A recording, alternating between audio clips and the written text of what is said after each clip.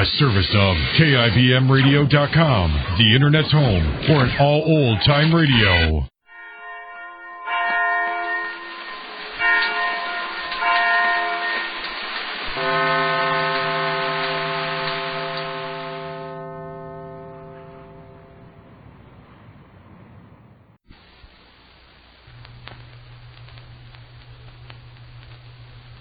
And now, Backstage Wife, the story of Mary Noble and what it means to be the wife of a famous star. Just a minute ago, Larry Noble drove his car out of the garage of his Rosehaven, Long Island home and headed it on the road to New York. Inside the house, Mary was watching his departure. And now, even though she no longer sees a trace of the car, she stands looking out. Until she hears... What in the world are you doing, Mary? Doing? Oh, why, nothing, Maud. Just looking out the window. Well, I began to be worried. You were so still, and you didn't come back into the living room to finish our game. It's your draw. Yes, so it is. Would you mind very much if we just put the cards aside and continued some other time, Maud? Of course not, my dear. I only suggested playing a game or two in order to hurry the time along. I realize that it's been dragging terribly these last 2 days. Oh, Maud, nothing seems real to me anymore. I keep expecting to wake up and find out that I've been having a bad dream. Yeah, I only wish it could be explained so easily, Mary. Oh, so do I. But it isn't a dream, I know that. It's real, every bit of it. Oliver Wilson was actually murdered backstage at the Hamilton Theater. He was hanging high in the wings when I looked up there and saw him limp and horribly still. It seems incredible. But someone of our party at the theater that night must have killed him. Well, he certainly didn't get up there by himself. But it's such a ghastly thing to have done, Maud. I can't understand how anyone could have hated him so much. Well, I can. Oliver Wilson was a contemptible young man from every angle. He deliberately flattered Julia Dixon until he turned her head completely. And then he thought he'd found richer spoils than Claudia Vincent. So he rushed off and persuaded her to elope with him and didn't give a second thought to Julia's bruised feelings. It's all very true, but it still doesn't explain the violence of the killing. No, Mary. It doesn't explain anything except that a number of people who were present on that particular night were justifiably angry at young Wilson. All in all, I can't feel that he's any tremendous loss to the world. Perhaps he isn't, Maud. Still, it seems to me that his life was a very great waste to die so young. If his behavior here is any indication, Oliver Wilson would have gone on causing trouble and heartbreak all through his life. The thing that worries me is that even in death, he may bring unnecessary tragedy into someone else's life. What do you mean, Larry? Oh, not necessarily, Mary. Why, it seems to me Larry had less reason to want Oliver Wilson out of the way than either Claudia Vincent, who found she'd married a penniless fortune hunter, or Julia Dixon, who was so humiliated by Oliver's casual desertion. I just wonder whether the police will look at it that way. Well, I'm sure I don't know, Mary. But if they're at all astute, and I assume they are, they'll certainly be able to track down the guilty person. Oh, I hope so, Maud. And yet it's obvious to me that Larry is awfully worried. He was furious when I asked him where he'd been at the time Oliver Wilson was murdered. I only meant to help him remember, so that he'd be able to explain when the police questioned him. Mary, perhaps it would be best if you just kept away from the whole subject as much as possible. Larry is having all he can do to carry on as it is. I know, Maud. Oh, how I wish I could help him. The look on his face when he left here a few minutes ago made me want to cry. I watched him walk out to the garage and back the car out. And he stopped and opened the door. And that police officer who's been out here all day got in, and they drove off together. Oh, does that mean we're not being guarded now, Mary? Another man arrived in a car shortly before the others left. Oh, well, at least we can say that Sergeant Riley is a careful man. He doesn't want any more of his suspects killed off while he's investigating. Maud Marlowe, what a dreadful thing to say. Oh, don't take me too seriously, Mary. I'm not nearly as untouched by this crime as I try to appear. Oh, I keep saying to myself, you meddling old idiot, why did you have to tell those silly lies that brought Claudia and Oliver together? Why couldn't you confine your passion for drama to your work? Yes, that doesn't help much, does it, Mary? Oh, I guess I'm just an incurable busybody. Oh, it's no good blaming yourself for this, Maud. If there's any blame to be meted out, it ought to go to me. I'm the one who had the bright idea of giving a theater party on Claudia Vincent's opening night. If I hadn't arranged that, we wouldn't be in this mess now. Oh, you frightened me, Harry Jr. Oh, Mom! Why do you always have to come in as though you were being chased by bandits? And slam the door so the house shakes. Oh, gee, Mommy, I didn't know you'd be standing here. I didn't expect to bump into you. Well, you have a point there, young man. And I, for one, am going back to the living room and try to compose myself. Okay, Aunt Maud. Hey, Mommy, there's a policeman outside. Oh? He's standing right out there by the end of the wall. Yes, I know. But why is he standing there? He was sent here. Why? Because... Well, it's rather hard to explain, darling. I guess it's because the police sergeant in New York thought it would be a good idea to have him here, to protect us. Why does he have to protect us, Mommy?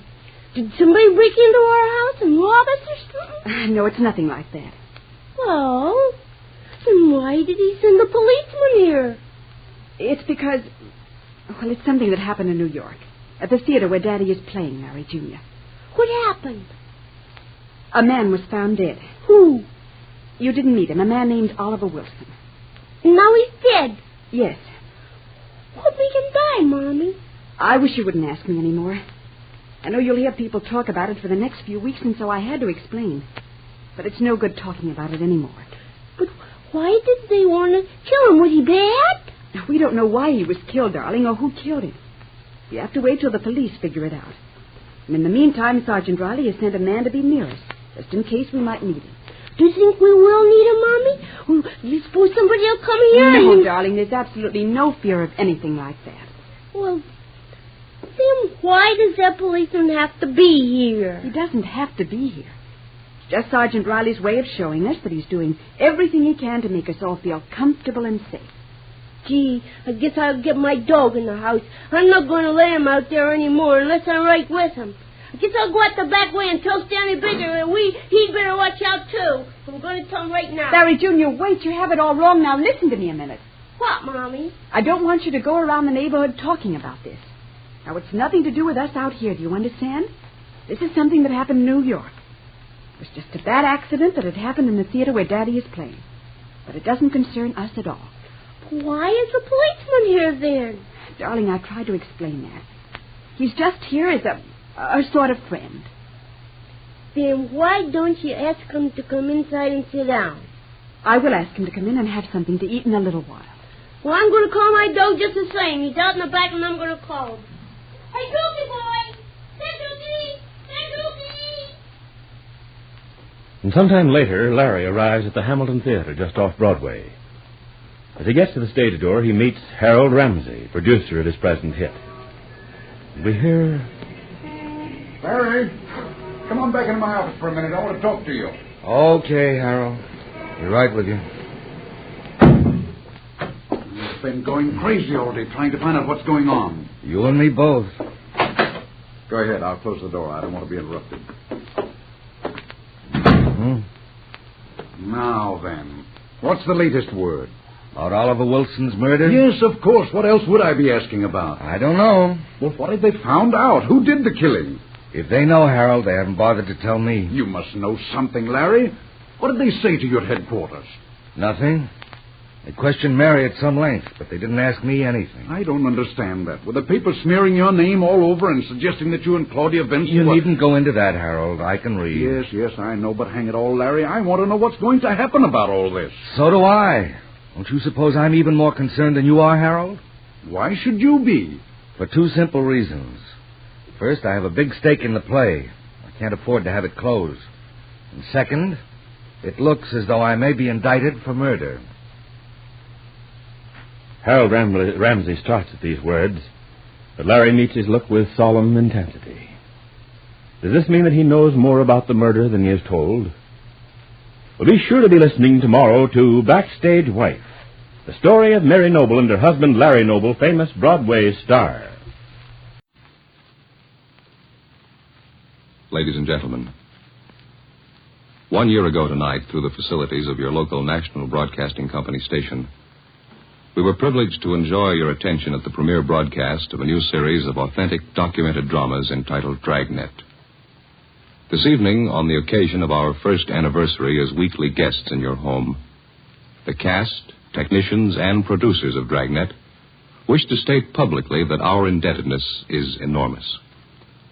For the degree of success which Dragnet has achieved during the past year, our first and greatest obligation is to you, our weekly listeners, for your support, for your many kind letters of encouragement, criticism, and appraisal.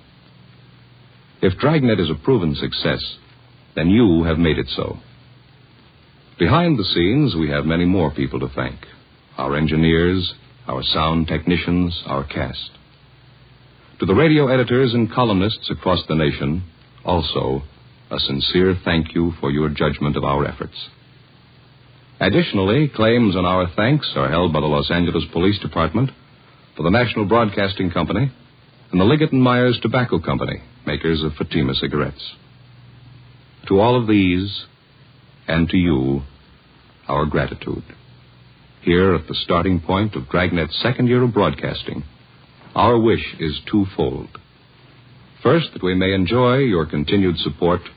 Secondly, that we may deserve that support. Thank you.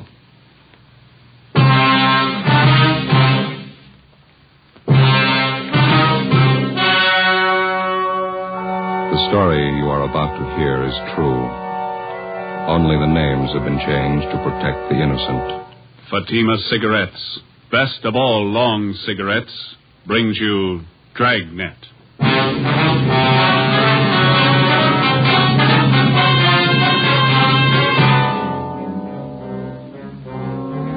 You're a detective sergeant. You're assigned to robbery detail. Scores of lone women have been beaten and robbed.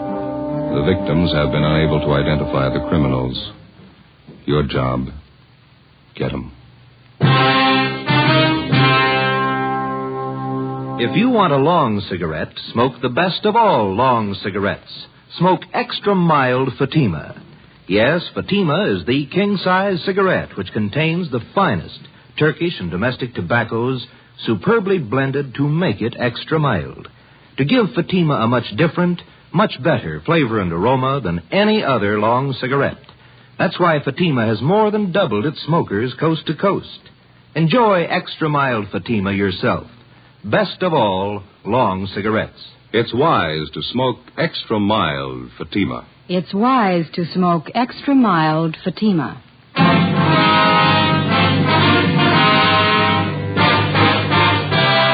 Dragnet, the documented drama of an actual crime. For the next 30 minutes, in cooperation with the Los Angeles Police Department, you will travel step by step on the side of the law through an actual case transcribed from official police files. From beginning to end, from crime to punishment, Dragnet is the story of your police force in action. It was Monday, July 1st. It was mild in Los Angeles. We were working the night watch out of robbery detail. My partner's Ben Romero. The boss is Ed Walker, captain of robbery. My name's Friday. It was 9:27 p.m. when I left the phone booth at the Sunset Drive-In and got to our car. 80K. Anything new?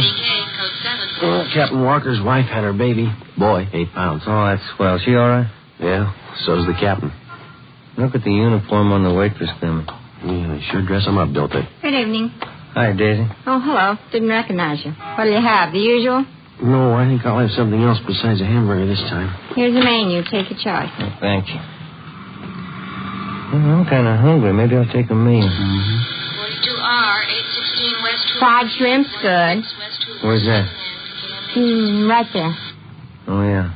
95 cents. What's all this stuff I've been reading in the paper? What's that? Couple of guys going around snatching purses and beating up women. Paper says it's happened 7 times in the last 2 weeks. Roast beef, 90 cents. Roast beef's good, too. Don't you know who's been doing it?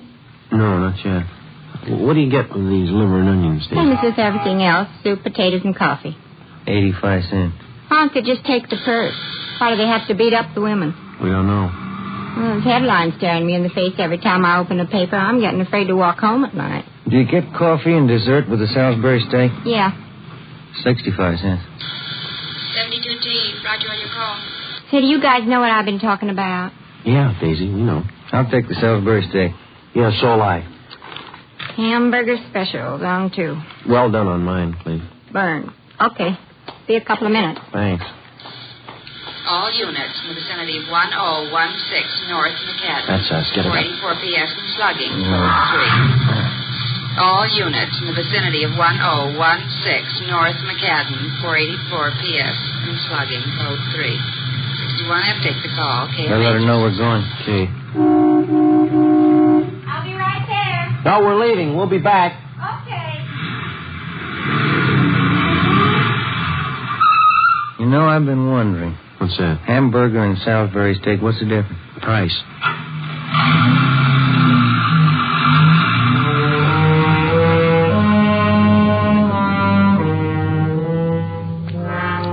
To the police officer, the lowest thief and most cowardly is the purse snatcher who preys on women. For more than a month, lone women throughout the western section of the city have been robbed and beaten. The descriptions were confused and varied because the attacks took place at night. 10:06 p.m. We got to the location on North McAdam where the woman was lying on the sidewalk. She'd been badly beaten about the face and neck, and her jaw had been broken. Officers Reed and Shell of Unit 61F were already there. Any witnesses, officer? Yeah, this man in the sweater here saw it happen. Says the victim's name's Swanson. This is Mr. Kahn. How do you do? This is Sergeant Romero. My name's Friday. I wonder if we could talk to you, please. Yeah, certainly. Do you want to come into the house? Right over here will be all right. That officer there says that you saw it happen. That's right. I was watching television. I heard this scream outside. I looked out and saw these 2 men beating her up. Can you describe them? The light wasn't real good. They're about as tall as you two, but they had slighter builds.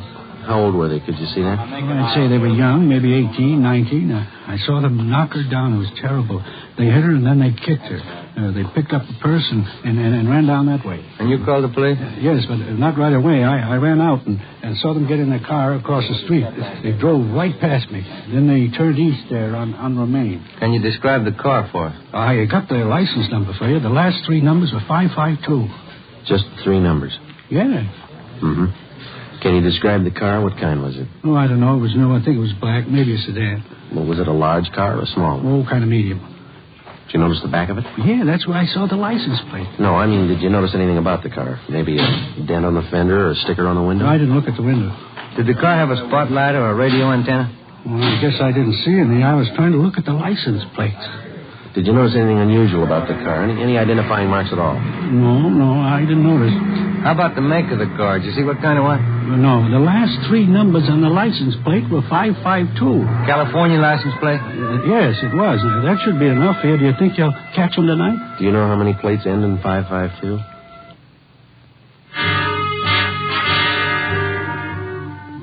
While Ben called in a general description of the car and the 2 attackers, I talked to the other bystanders. I found out that the victim's name was Mrs. Frida K. Swanson, a widow. She had a room at 1003 North McAdam. None of the neighbors had seen the robbery or the beating take place. 11:28 p.m. Ben and I arrived at Hollywood Receiving Hospital to interview Mrs. Swanson, but she was unable to talk or to identify her attackers. She wrote on a piece of paper that she'd been slugged from behind. She never got a good look at the man. Besides a broken jaw, she was suffering from a fractured wrist, a broken nose, and bruises about the face and body. Tuesday, July 2nd. The getaway car used in the attack on the previous night was found abandoned on Hollywood Boulevard and proved to be a stolen car. License number 6 Young 4552. The victim's empty purse was found inside. Routine investigation developed no leads. We met with Captain Walker. Because the last 4 attacks had taken place within a 6-block radius, we set up a plan of decoys in an attempt to trap the 2 purse snatchers. 4 policewomen from Juvenile Bureau and a special detail from Metropolitan Division were assigned. Tuesday, 4 p.m., a special detail was ordered to the squad room for briefing. Hello, Joe. Oh, hiya, Dorothy. How's your tuxedo? Back in mothballs? Yeah, how are your feet? My feet, nothing the matter with them. You're a good dancer. Yeah, I bet I could use some lessons. Oh, you don't need lessons, Joe. You need practice. Okay, let's get started. I don't have to tell you the risks involved in an operation like this. I want all of you to know where everybody will be at any given time. By all of you, I mean the police women and also the men who'll be in the squad cars. If anybody misses anything, stop me. We don't have much of a description of the men we're after. There are two of them, both about 18 years old. Usually they wear sneakers, slacks, and sport coats. They've been in different kinds of cars, all of them stolen. We keep each car for a few days, then ditch it. Hold on the map, will you, Joe? Yes, sir. Now, here's the area here. Residential, 90% of the dwellings have garages, so if a car is parked on the street, it might be unusual. Each of you will be given a list of cars stolen in the last 48 hours, still outstanding. I want you to check all parked cars against the hot sheet. First, hold up your purses, please. Young lady, that purse is too small, I'm afraid. Let's make it look worthwhile. Yes, sir. All right. Of course, you won't be carrying your guns in your purse. You wear a shoulder holster. Before you leave, Sergeant Friday will pass out some marked bills I want you to carry. Okay, now, policewoman Short. You'll board a westbound streetcar at Western and Santa Monica Boulevard at 9:03 p.m. Don't worry about these schedules. The streetcar will be there. You get off at Las Palmas at 9:13. Walk south to Willoughby. Turn east on Willoughby to Hudson, and north 1 block to Romaine. You go west on Romaine to Cahuenga, and then retrace your steps to the starting point, and you're through. Got it? Yes. You'll be covered by Unit 81K. Captain. Yep. How fast or slow should we walk? Well, I'd say a pretty good pace. No woman likes to be alone on the streets at night, so it'd be natural. Yes, sir. Policewoman Ball. Yes, sir. You'll board an eastbound bus at La Brea and Melrose at 9:35 p.m. Okay. You get off at Wilcox and Melrose at 9:45. Walk north on Wilcox to Waring. Turn west on Waring for 2 blocks, then north on Cherokee. Okay. You follow Cherokee for 2 blocks, turn east on Romaine. Follow Romaine to Cole, and turn north on Cole. When you get to Santa Monica Boulevard, retrace your steps to your starting point. You'll be covered by Unit 87K. Will the cars be cruising or will they be parked? Both. Friday and Romero will be cruising all the time. I'll get to the others when I finish with these instructions. Of course, if you see any police car, give no recognition. Yes, sir. Captain. Yeah? You said the 2 suspects wear sneakers? That's right. It'd be pretty hard to hear them come up behind you. I'd say so. Did any of the victims hear them? If they had, they wouldn't be victims.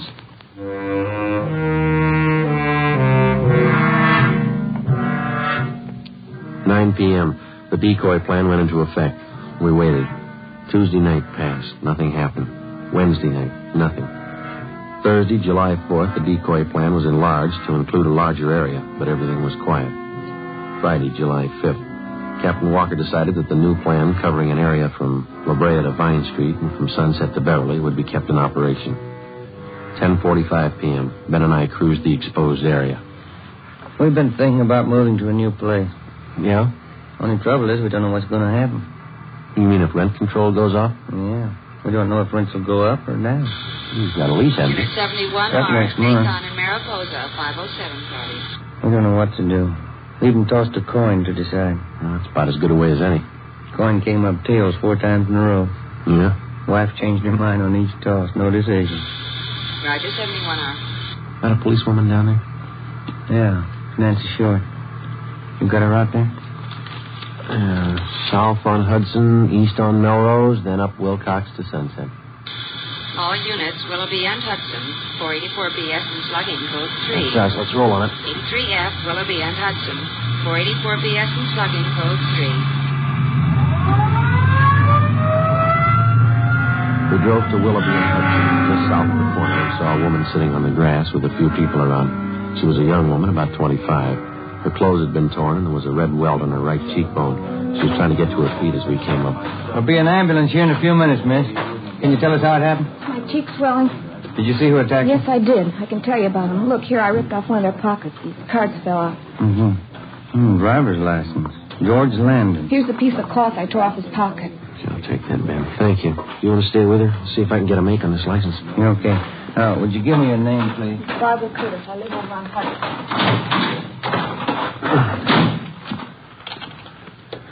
80K to control 1. 80K to control 1. Go ahead, Eddie K.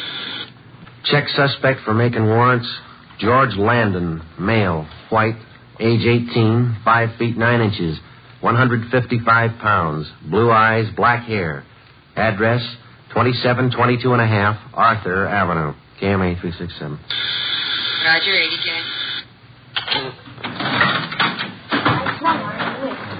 Be robbed by a couple of young people. Did you see their car? Yes, I saw it. White sidewall tires. It was a club coupe. I tried to see the license plate. I couldn't make it out. What color was it, I don't know.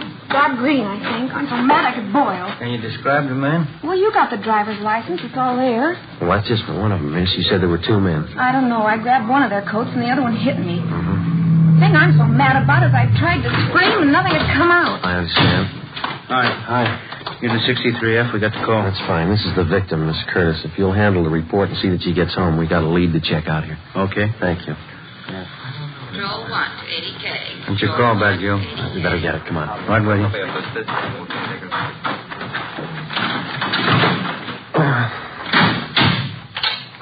80K to Control 1. Go ahead. 80K. Suspect has misdemeanor and felony record. One arrest, suspicion of robbery, and one arrest, GTA. No wants at this time. Most recent address on suspect, 2722 and 1/2 Arthur Avenue. Roger. Been in trouble before. Felony and misdemeanor. Yeah. And the address matches. Maybe this clock does.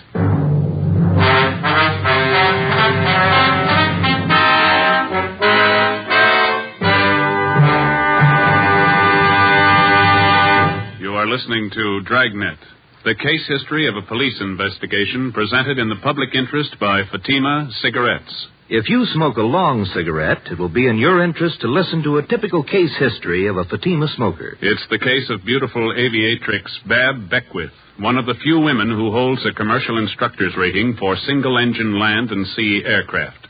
This is her actual signed statement. I've been smoking long cigarettes for quite some time. Recently, a friend told me about a really mild king-size cigarette, Fatima. I'm very glad I tried them. Fatimas are a lot milder than any of the others I've smoked and have a much better flavor. I agree. It's wise to smoke extra mild Fatima. And so do more and more smokers every day.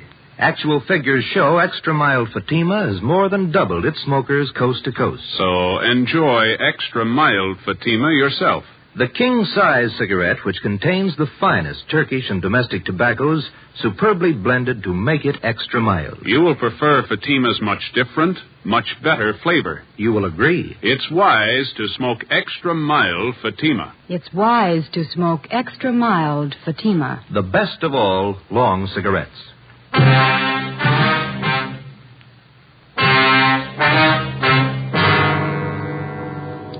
Friday, 11 p.m. Ben and I drove to 2722 and a half Arthur Avenue. It was a small house at the rear of a lot on the east end of town. Alongside the front house, there was a narrow passageway leading to the house in the back with a small lawn between the two. There was no alley, and anybody leaving from the front or back door had to go through the narrow passage. As we approached the house, a light was on in the front room, and through the window we could see a middle-aged woman reading a magazine. We rang the bell.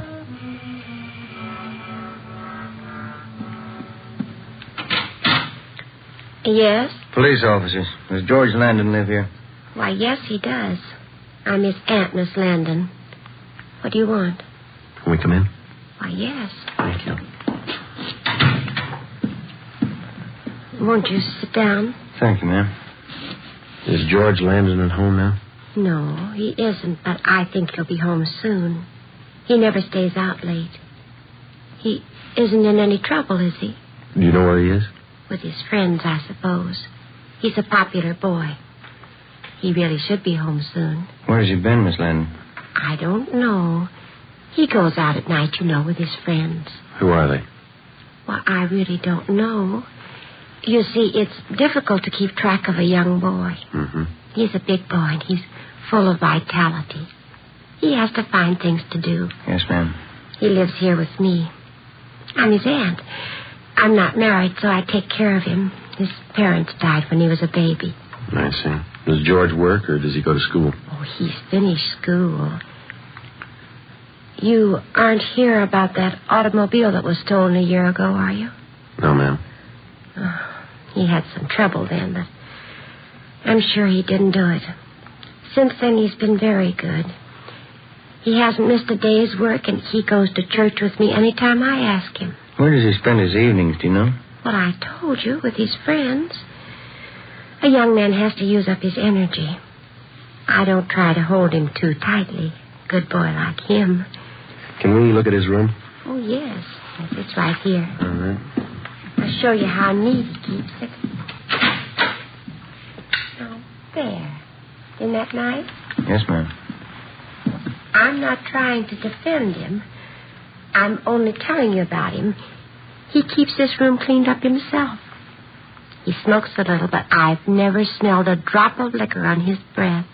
He's a very good boy. Yes, ma'am. He even reads a lot. You can see his books over here. Yes, ma'am. You mind if we look around a little?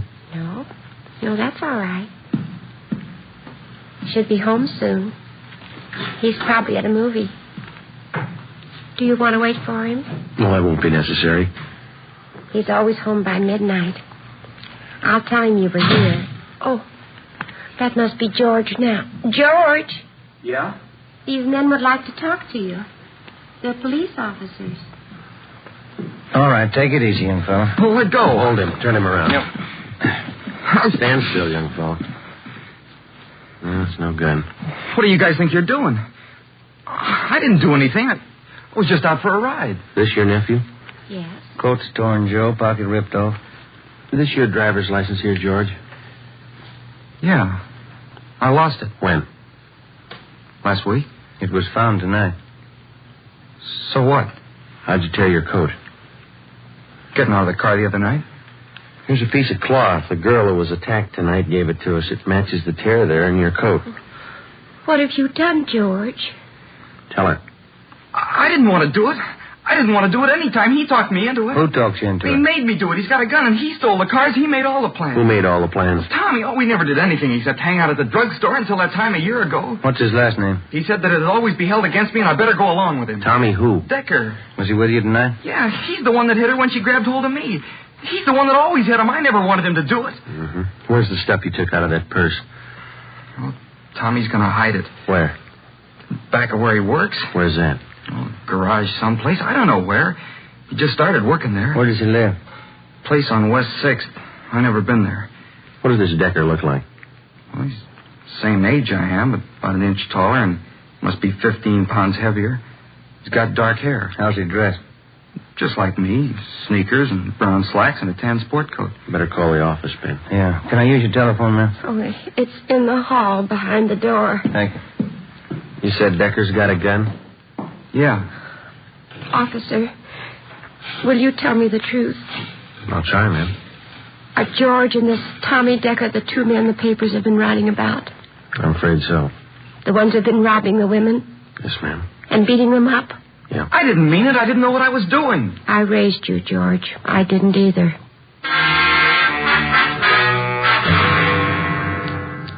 11:42 p.m. We checked into the office with the 18-year-old suspect, George Landon. While Ben and the police stenographer took down the statement, I went down to R&I and pulled a package on the other suspect, Thomas Decker. His mama sheet showed a petition had been filed on 459 PC and 488 PC. They also showed 3 different recent addresses for Decker. One on West 6th Street, one on South Mariposa, and a third on North Catalina. 2 units were dispatched to the first 2 addresses. Ben and I went to the address on North Catalina, a rooming house. We learned from Decker's landlady that he was working as an apprentice mechanic on the swing shift at a large garage on South Flower Street. 12:51 a.m., Ben and I arrived at the garage. I beg your pardon. Yeah? Police officer. Does Thomas Decker work here? Yeah, he works here. Hey, Decker! Hey, Decker! Yeah? I'm the guy trying to see you. There he is back there. Thank you. What do you want? You Thomas Decker? Yeah? Police officers like to talk to you. Watch it, Joe. Come on. Hey, he's going in the locker room. All right. That's locked. Come on, hit it. Yeah. Don't go. Hey, you! You over there. Any other way out of this locker room? Yeah, down the hall in the annex. Come on, Ben. All right.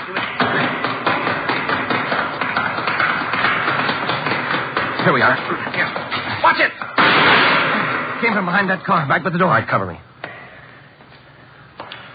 All right, Ben, give it back to him. Throw your gun out. Throw it out. Here it is. Don't shoot. All right, now come on out. Hands behind your head. I'll get the gun. All right, you turn around. Lousy. Watch it, Joe. Watch it. Hey, he's getting away. Head him off downstairs.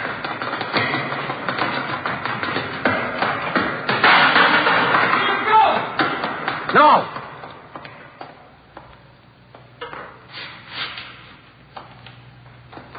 There he goes. Head him up.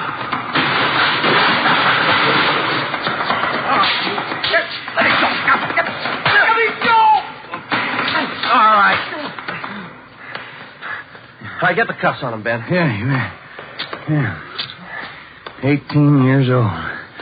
What's it prove? I don't know. Sometimes you kind of wonder if it's true. What's that?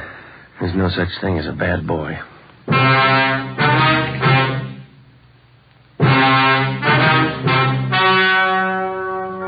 The story you have just heard was true. Only the names have been changed to protect the innocent. On November 1st, trial was held in Superior Court, Department 82, City and County of Los Angeles, State of California. In a moment, the results of that trial. It's amazing how many long cigarette smokers are changing to extra mild Fatima. Here is the actual report. From coast to coast, extra mild Fatima has more than doubled its smokers. Yes, more and more smokers every day are discovering that Fatima is the king-size cigarette that is extra mild. Extra mild because it contains the finest Turkish and domestic tobaccos superbly blended to make it extra mild, to give it a much different, much better flavor and aroma. Enjoy extra mild Fatima yourself. Best of all long cigarettes. It's wise to smoke extra mild Fatima. It's wise to smoke extra mild Fatima.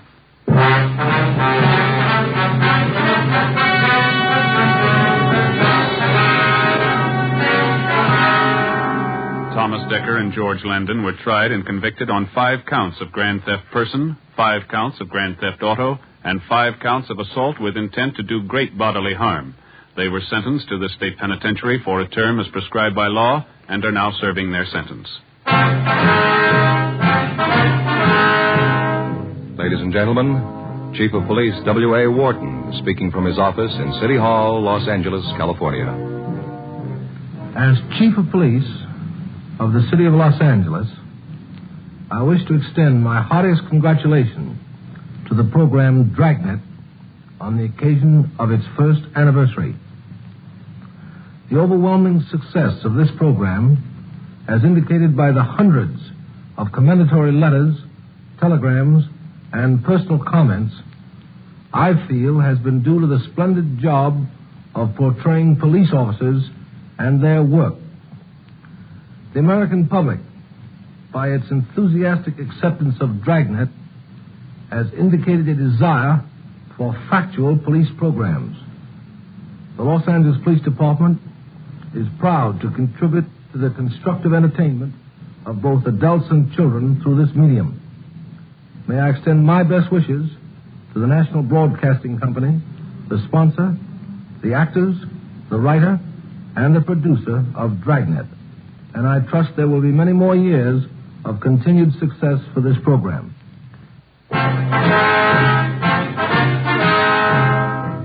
You have just heard Dragnet, a series of authentic cases from official files. Technical advice for Dragnet comes from the Office of Chief of Police W.A. Wharton, Los Angeles Police Department. Fatima Cigarettes, best of all long cigarettes, has brought you Dragnet, transcribed from Los Angeles. Next, a great new show, Sarah's Private Caper on NBC.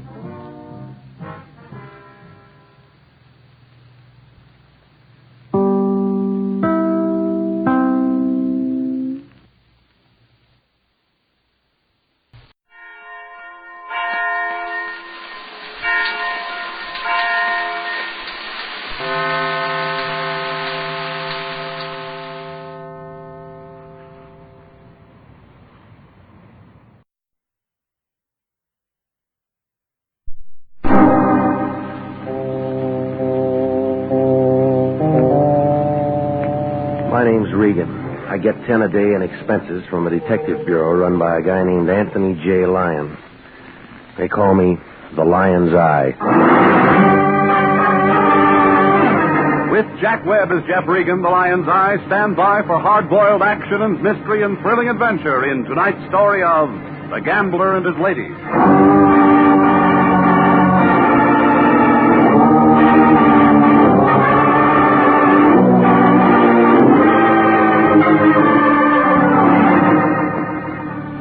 You find it in Hollywood, on Taft Avenue. 4-story apartment building, the color of a rainy afternoon. They call it the Havenwood. It sags in the middle like a tired frankfurter. That's where I live. Apartment 3K. 2 rooms with a pull-down bed and a pair of windows that stick when it's hot. Oh, the view isn't much. 6 strands of telephone wire and the head of a shaved-off palm tree. Beyond is the city, L.A., spread out on the map like a raw egg with a broken yolk. Oh, the town's all right, I guess, if you can afford to set it is. The Lion likes it. He set himself up as a receiving clerk for trouble, and I work for him. It was about 11:15 Tuesday night when my phone began making itself felt. Turned out to be the Lion breathing hard.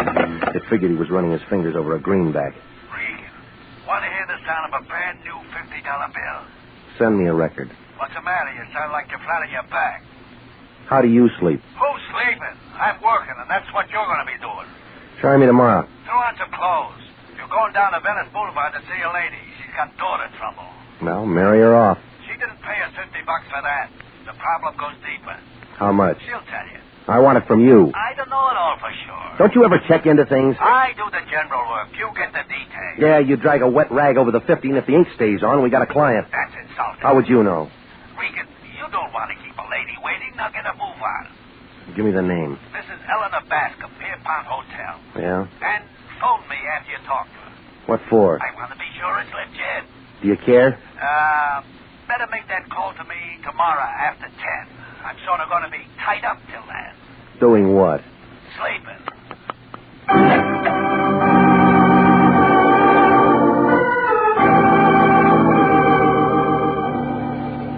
Well, I put on some clothes, picked up my car, and moved out to Venice Boulevard. The good humor men were all gone, and I had the street to myself. 20 minutes later, I came to a stop beside a garbage can near San Pedro. Behind it stood the Pierpont Hotel, a 2-deck pile of wood left over from the sinking of the Spanish Armada. There was a black and dirty white sign outside said rooms 50 cents, weekly and monthly rates. The names Eleanor and Georgia Bascom showed in the mailbox and gave a room 210. I climbed a flight of stairs and walked down a hall that looked like a passageway in a pyramid. It was dark, and it took my cigarette lighter to turn up the numbers. 210 finally showed, and I rapped on the door. A bush of black and gray hair pulled it open. It was wearing a red kimono and an impatient look, like a tax collector in January. She was pushing 50 and looked tired. Yes? I'm Regan, international detective. Oh, yes, Lion's Eye. I've been waiting for you. Come in. I'm Mrs. Bascom. Eleanor or Georgia? Georgia's my daughter. I want to apologize for getting you out here this time of night, Mr. Regan, but it's urgent. The Lion said that the girl's the problem, huh? Yes. How old is she? 22. Who's the man? How'd you know there was a man? Well, what other kind of trouble would she go after? She's a good girl, Mr. Regan. She always has been. Until now. Huh? That's what I want to know. Well, she's old enough to call her place. That's not the advice I'm paying for. Where'd you get the 50? It took a lot of saving. All right, give me his name. Louis Desmond. Gambler, card sharp, bookie, all-around con man. He's got a card room out toward Gardena someplace, the 5 Aces Club. What does your daughter see in him? Oh, it's this place. The way we have to live. She's tired of having nothing. I've tried, but she's looking for a change. And taking a wrong turn. I'm not sure yet. Yeah, other girls have it real tough. They go to work. Well, we had a little trouble in the family once. It shows up if someone starts looking. When can I talk to Georgia? Well, you'll have to work that out yourself, Mr. Regan. What does that mean? She put some clothes in a suitcase and left earlier this evening. That's why I had to call you so suddenly. Where'd she go? Louis is a real bum, Mr. Regan. You talk like you know him. We've met. I want to know just what's going on. If Louie's forcing her into anything crooked. She force easy? A fur coat makes a young girl do a lot of things. Yeah. Oh, here's a picture of her. You may need it. Mm-hmm. It's not very good, but the only one I've got. I'll make it work. Well, that's about all, Mr. Regan. Get in touch with me as soon as you get something. Okay. Oh, Mr. Regan. Yeah. As you can tell, I'm the kind of person who sometimes gets hysterical over things, but I'm also the kind who demands results. You sound like a radio commercial.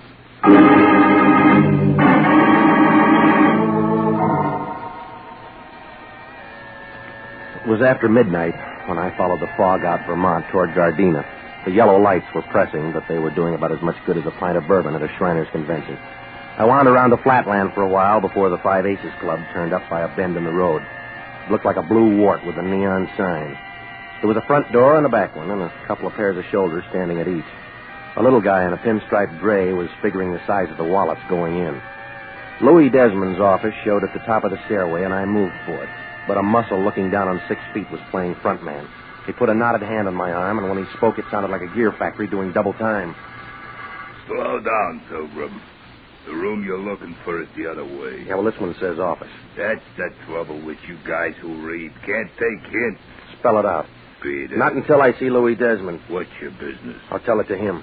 You owe him some dough? No, I don't. Then he ain't interested. He will be. Listen, Junior. Come on, get him off of me, punk. What's all the noise, Patsy? Sightseer without a ticket. My name's Regan. Cup? Maybe. You want me to bounce him down the stairs, boss? Maybe. What do you want? Talk. That's always a waste of time. Not if it's about Georgia Bascom. Come on in. Never saw you around here before, Regan. No, I can't afford it. Oh, don't say that.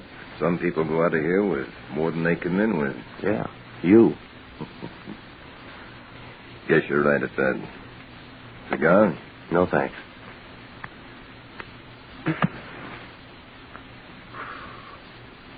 Well, what about Georgia, Regan? You tell me. That doesn't add. You came to see me. She's got a worried mother. They're all like that. Now, this one figures you're doing a little forcing. Oh. You'd know more about that. Give me a clue. Blackmail, maybe? You're a kick. Arthur Godfrey'd love to get a hold of you. I come too high. Let me give you some good advice. Go home and pull a blanket over your head and say it's all a bad dream. You know, you talk a lot, mister, but you don't say much. What's the hold on Georgia? All right, wise guy. Honey. Come over here, baby. Regan, you know this girl? I've seen a picture. Georgia, this is a peeper named Regan. He come to rescue you. But what for, Mr. Regan? $50. My mother gave you that to come and take me back? Something like that. And I can't go. Why not? Well, Go ahead. Show him, baby. look, Regan. 3 carats. With a wedding band to match. On what dice table did you pick those up? Stop the noise, Regan. Congratulate the lady. Not on a bad mistake. Listen, Shamus. Oh, never mind him, Louis. He doesn't matter. When did the furs come? Louis said soon. Tell Mama we're married and not to worry. We're going away for a few days. Ensenada for some gambling and fishing. You won't enjoy it. Sure I will. You'll be in L.A.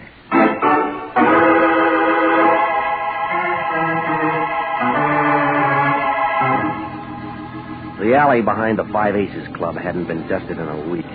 My brown flannel suit fixed that. Well, I picked myself up and made it for the car. Moving north on Vermont, I tried to add a couple of things. There was a funny smell in Louis's office when I first walked in, like rope on fire. Somebody'd been there before me who smoked cubebs. Desmond worked on cigars. Georgia held a king-size Pall Mall. Well, whoever it was still played it coy.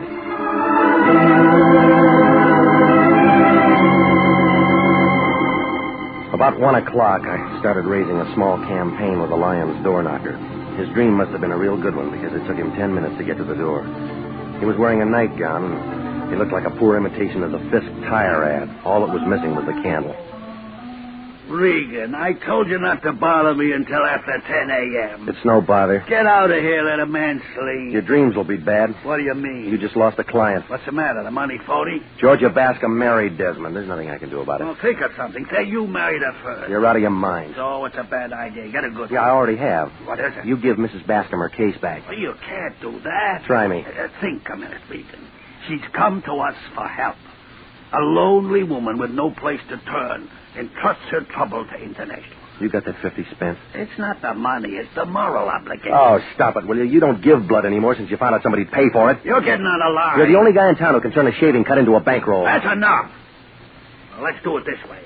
You go over to Mrs. Bascom and give her the lowdown. Let her decide if she wants you to carry on or not. You sure go to a lot of trouble for a 50. I need a lot of new stuff around the place. Well, it's close to Christmas, right to Santa Claus.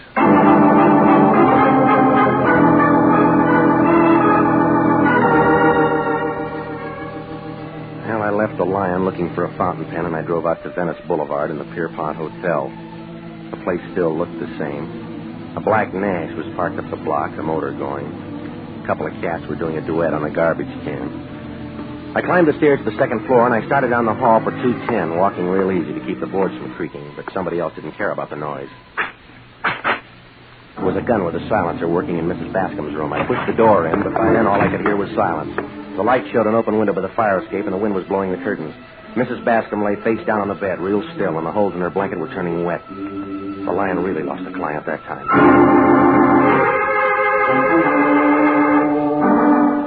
Well, it didn't take Sanducci and the boys long to get there. The fingerprint men and the photographers went to work in the room. Sanducci picked me. He had a grouch on like a fat lady in an upper berth. What's the matter, Regan? You get lost? What do you mean? You're pretty far from home. Well, I get around. Who is she?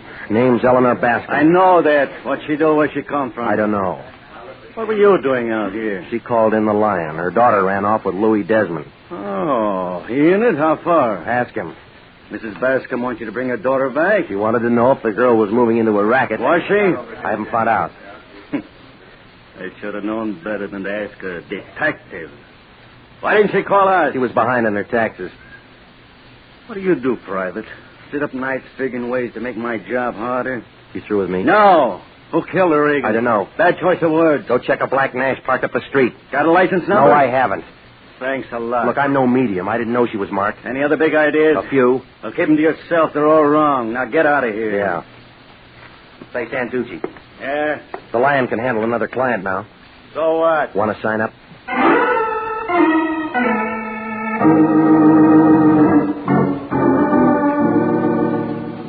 Well, I went home and slept. Coffee and warmed-over biscuits at the drugstore took care of breakfast the next morning. Then I checked the phone book. Louis Desmond's home address turned up on Rodeo Drive in Beverly Hills, and so I drove out there. It was on a corner. Two-story colonial place with white colors and green shutters. The doorbell sounded like a second chorus of the Hollywood Bowl. The Japanese maid let me in, and I waited in the anteroom. That's when I caught that peculiar smell again. Somebody had just been there who smoked those KIBM cigarettes. Well, a couple of minutes later, a tall blonde fighting 30 stepped up to me. She smelled like she just crawled out of a bottle of Platine. It was a bright morning, but she had the kind of look that had you wishing for an eclipse. Well, what do you want? Louis Desmond. Census taker? No. What's he done? I don't know yet. Where is he? I don't know where he is. He didn't come home last night. Lots of work at the office? Card room out in Gardena. Lots of work out there? He didn't say. He doesn't tell me everything. Should he? Depends on what you think of your marriage vows. Who are you? His wife. Want a drink, mister? Sure. What'll it be? Yours? Bourbon. You pour. I don't know when to stop. All right.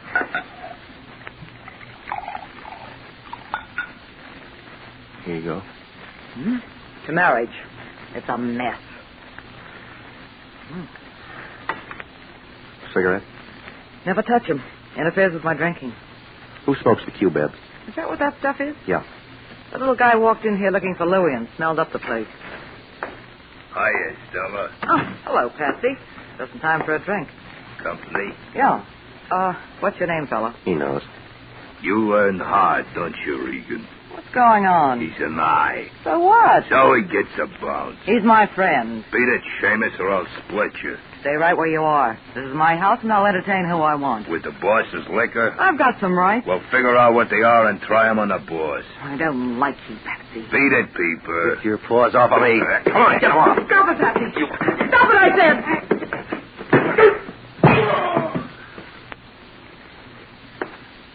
Well, you hit him pretty hard, lady. No, I didn't. His head's soft.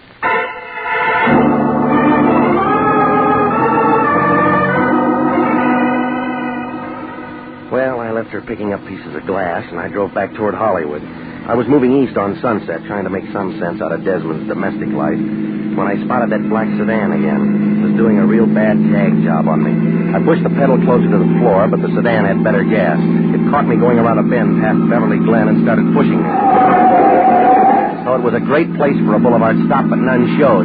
All it did was a reflection in my rearview mirror of the driver in the black sedan. It was feminine, and the voice spelled out Georgia Bascom. That's when she moved in for a closer look.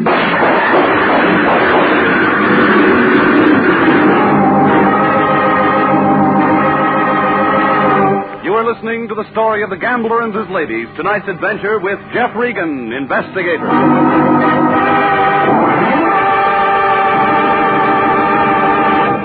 Listen, this is good news. Good news for you if you're between the ages of 20 and 26 and a half, married or single, a high school graduate, and want to fly for the United States Air Force. Yes, the Air Force Aviation Cadet Program is offering you the opportunity to become a pilot officer in the mightiest Air Force in history. You can be one of the Air Force's men of renown. And there's more offered than the pride you feel in being a member of America's flying team. For after your 52 weeks of training, you'll graduate as a second lieutenant in the Air Force with an income of more than $300 per month. Remember, the Air Force offers you what it offered General Jimmy Doolittle, General Carl Spaatz, and General Hoyt Vandenberg, now at 42, the Air Force Chief of Staff. Call at your local Army and Air Force recruiting station tomorrow. Apply to become an aviation cadet. And now, back to the story of the gambler and his ladies and Jeff Regan, Investigator.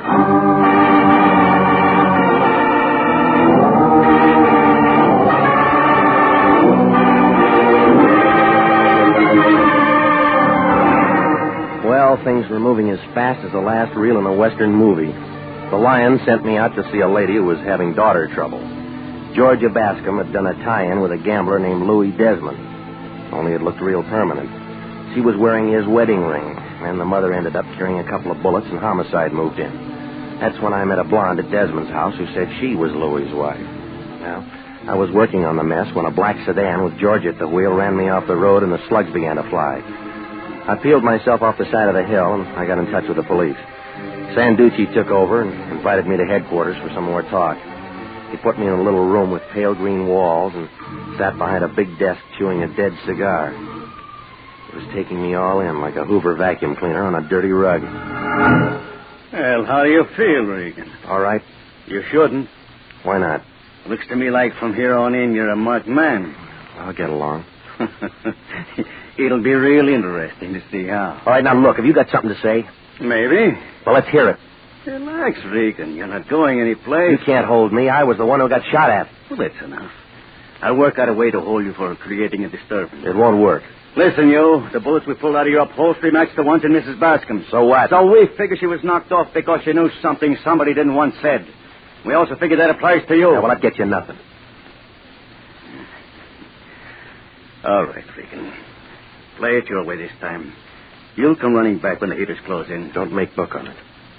Well, if you've got to get yourself knocked off, don't mess up our city street. Yeah, I'll be real careful. Oh, and wear a dark suit that save our morticians a little trouble.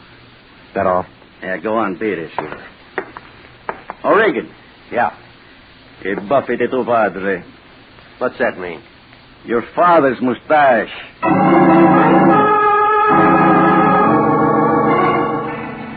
Well, it was late afternoon by the time I walked out of headquarters. The sun was still working, but it was cold. The cab driver, with a lot of conversation, drove me to my place over on Taft. When I opened my front door, I smelled it again, those Q-beds. A small face was sitting on my sofa sucking on them. It belonged to a guy who had to stand on a box to see over a fox terrier. When I shut the door behind me, he ground the cigarette into an ashtray and turned on a nervous look like a pig in a football factory. Your landlady let me in, Mr. Regan. I hope you don't mind. I have to talk to you. We met before. We did? I don't remember. Just me and your cigarettes. Huh? Oh, you mind if I smoke? You just finished one. Oh, yes, so I did. May I have a drink then? Just a small one. All right. Thank you. I generally don't drink, but tonight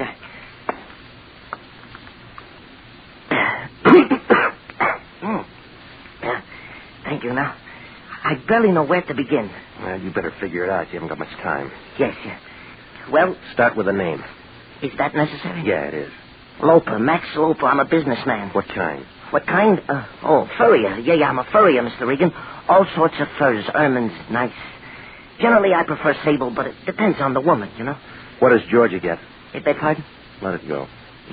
I'm not the man I used to be, Mr. Regan. My fortunes have changed. Yeah, it changed. I think I better have that cigarette. Save it for later and start making sense. Well, I need help. Why come to me? Well, Mrs. Bascom thought enough of you to ask you to help her. You see, I know Mrs. Bascom. That is, I knew Mrs. Bascom. Her death was so sudden. It was forced. Yeah, so the papers say. But, Mr. Regan, I want you to know I didn't do it. Who said you did? Well, nobody yet. But I didn't do it. Look, why tell me? There's nobody else I can tell. Try the police. No, that's what I can't do. I want you to prove to them that I wouldn't do a thing like that. Loper, what's your tie-in with Desmond? Desmond? What? There is no tie-in. You were at his card room. I smelled your cigarettes there. You got nothing, I guess, and you went to his house. Mr. Regan, that's got nothing to do with it. I think different. But you're wrong, all wrong. Convince me. I didn't do the murder. That's what I want you to tell the police. Who did? I don't know. Well, now I think you do. Come on. Who killed George's mother? It was her stepmother who was killed. Give me some more. Oh, you got me all confused. I guess coming to you for help was a bad idea. Something was. I'll find somebody else who doesn't ask so many questions. I better go. No, not yet, little man. You got too many answers.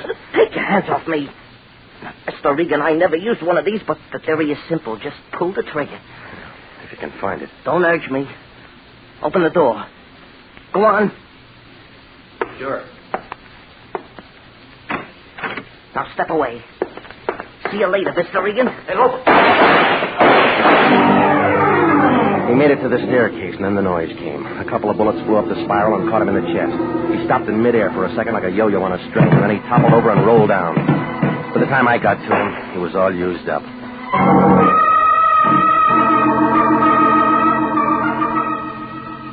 Well, a call into homicide brought some of the boys out, and they took care of him. A fat guy with a head like a plunger took some pictures for a paper, and a girl with a leaky fountain pen got the story. It took about an hour and a half to clear my place. But the minute the crowd moved out, the lion moved in. He had a sheet of paper in one hand, and his face was lit up like an old maid at a cocktail party. This concerns Louis Desmond and Georgia Bascom. You interested? Yeah? Desmond's got a wife, and her name's not Georgia. No, it's Stella, and she's a ripe candidate for a drunk tank. What else do you know about her? She's jealous. Well, there's no record any place of a divorce or of a marriage between Georgia and Desmond. That whole setup's a phony. Tell me why. Georgia's father, named Peter Bascom, was a furrier. And he was once in on a fur job with the same Louis Desmond. Go on. The old Bascom ended up with a bullet in him, and Louis with a pile of dough. How did it work? I can't find out everything. You got to do something. You know a Max Loper? Never heard of him. You got an address on this Georgia? The Arena Hotel, room 406, on Catalina, off Wilshire. All right. The way I figured, an insurance company might be real interested to get hold of her. No, the gas chamber's got priority. We figured the swindle first. Collect the fat bonus, then let the city handle her any way it wants. Call me when you get it all sold up.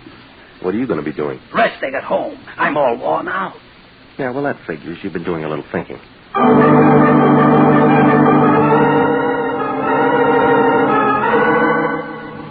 The Lorena Hotel, 6 stories of plush carpet and gold paint.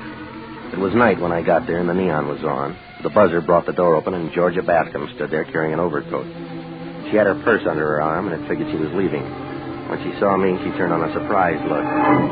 Oh, Mr. Regan. Moving out? Just a little errand. It'll keep. Shut the door. Now, see here. Well, that's a lot of nerve. Don't let it bother you. There are bigger things. Like what? A fur job you and Louie are working on. What are you talking about? And a little murder.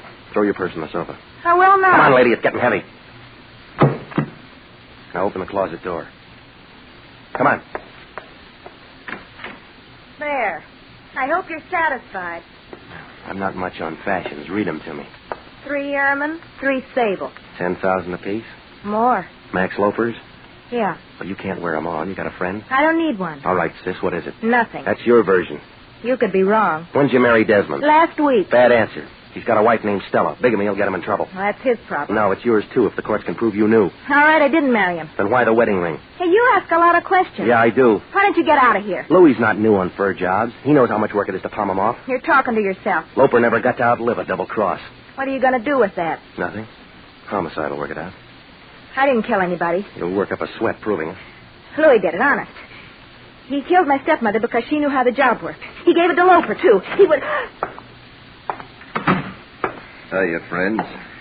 It must be raining. The worms are coming to the top. Hello, Louis. Regan's got it figured. I was just stalling him till you got here. Sure, Georgia. I know. Honest, Louis, honest. I didn't mean to say you did the knockoffs. We'll talk about it later. Better finish it now. You're not going to be around. We'll see. They got a spot all staked out for you up north. Isn't that interesting? Regan, I got a set of instructions for you. I want you to be real nice and follow them. What's in it for me? You kill me, Seamus. I'm holding all the cards. You want to rake in the pot. I better get going, Louis. We shouldn't be seen together right now. Slow down, baby. I got something for you, too. Louis, Big Munk. Big Munk. Look, you didn't have to hit her more than once. She got off easy. Everybody's got 32 teeth.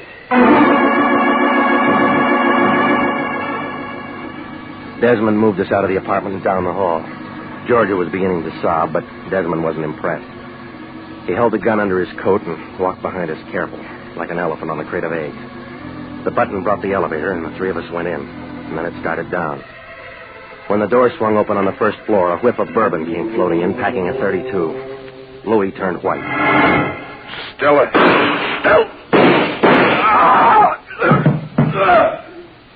I told him if he kept messing around, he was going to have trouble at home. Want to give me the gun? No. What's your name, girlie? Georgia. Were you in love with Louis? I don't know. Well, go find out. You want it now, Regan? It's empty. You know, lady, you fixed nothing. What do you mean? Where you're going, you'll all be together again.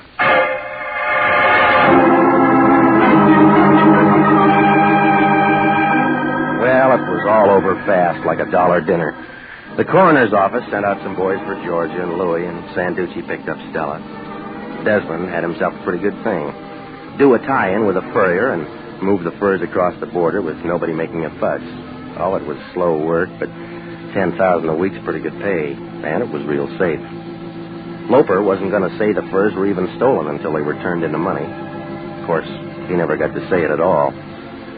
Everything would have been all right if Stella didn't see green every time Louis saw blonde. Well, the insurance company thanked us for what we did to expose the fraud. The Lion was unhappy. He said they should have shown their gratitude with something more lasting. They gave it to him, a 1949 pocket calendar.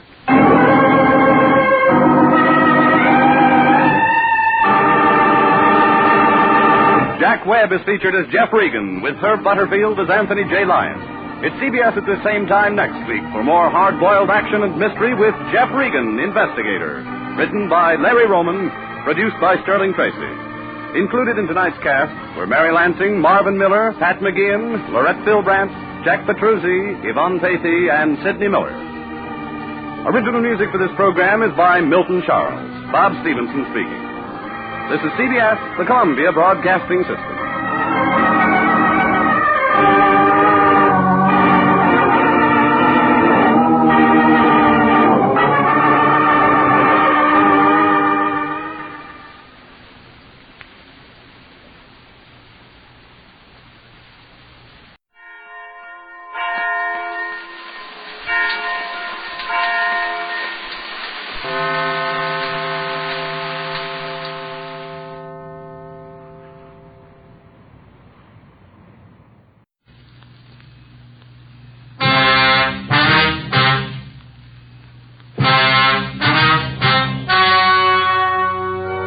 story you are about to hear is true. Only the names have been changed to protect the innocent. Fatima Cigarettes, best of all long cigarettes, brings you Dragnet.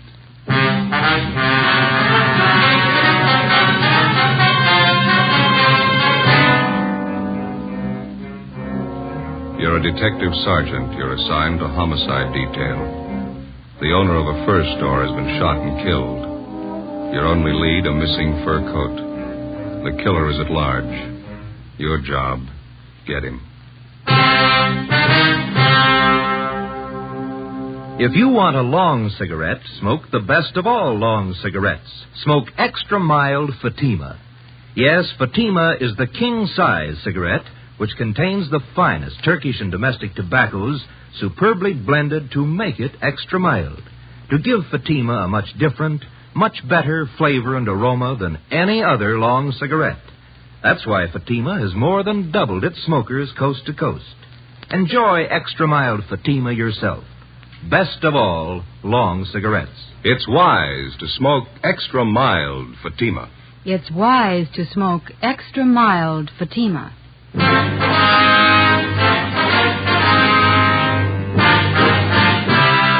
Dragnet, the documented drama of an actual crime. For the next 30 minutes, in cooperation with the Los Angeles Police Department, you will travel step by step on the side of the law through an actual case transcribed from official police files. From beginning to end, from crime to punishment, Dragnet is the story of your police force in action. It was Saturday, November 23rd. It was warm in Los Angeles. We were working the night watch out of homicide detail. My partner's Ben Romero. The boss is Blaine Steed, captain of homicide. My name's Friday. It was 6:35 p.m. and we got to the corner of Western and Lexington. The Western Fur Shop. Hi, Brennan. Hi. What happened, Frank? The owner's been shot. His name's Albert Kreiber. Yeah? Who is that? Mrs. Kreiber. Haven't been able to get anything out of her. Where's the body? In the back. Munkers is back there. Did you call the lab? Yeah. Jones on his way. Photographer and fingerprint men with him. All right, let's take a look. Nothing seems to be messed up.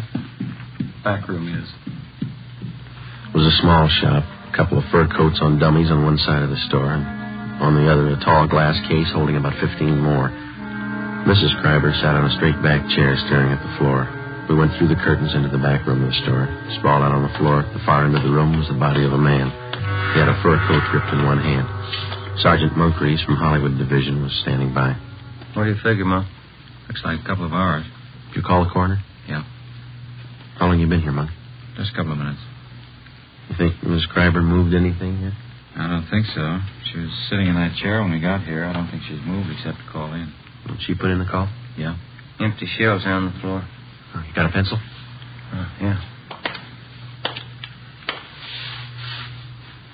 Yeah, 32. Yeah. You think robbery? I don't know. Let's talk to the wife. Wait a minute. Bottle here. Yeah, Sierra Valley Wine Company. World's finest muscatel. 27 cents a pint. Nobody touched this, did they? No, I've been here. No. Okay, let's get out front. Anything in the customer files running? Not so far. You tried to talk to Miss Kreiber again? No, pretty bad. Let's give it a try. Miss Kreiber? I'm Sergeant Friday. This is Sergeant Romero. We'd like to talk to you if we could. We know how you must feel, but there are a few questions that we have to ask you. Did you telephone the police? We have to know how it happened, Miss Kreiber. Miss Kreiber? Can you tell us what happened? Who is it? What do you want? We're police officers. Oh, Albert. Albert's dead. Albert! Albert! Someone call the police? Miss Kreiber, we are the police. My husband's been murdered. He's dead.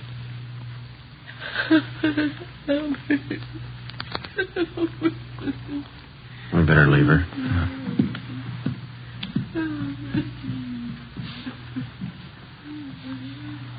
Friday. Here's something I found in the customer file.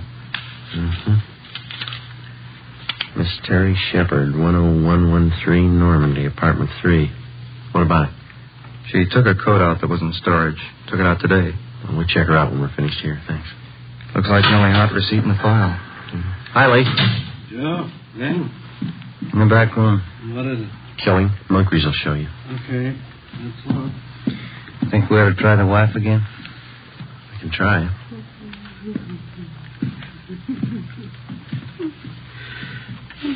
Miss Kreiber, can we do anything for you? Oh, I'm a little better. I'll try to tell you what I can.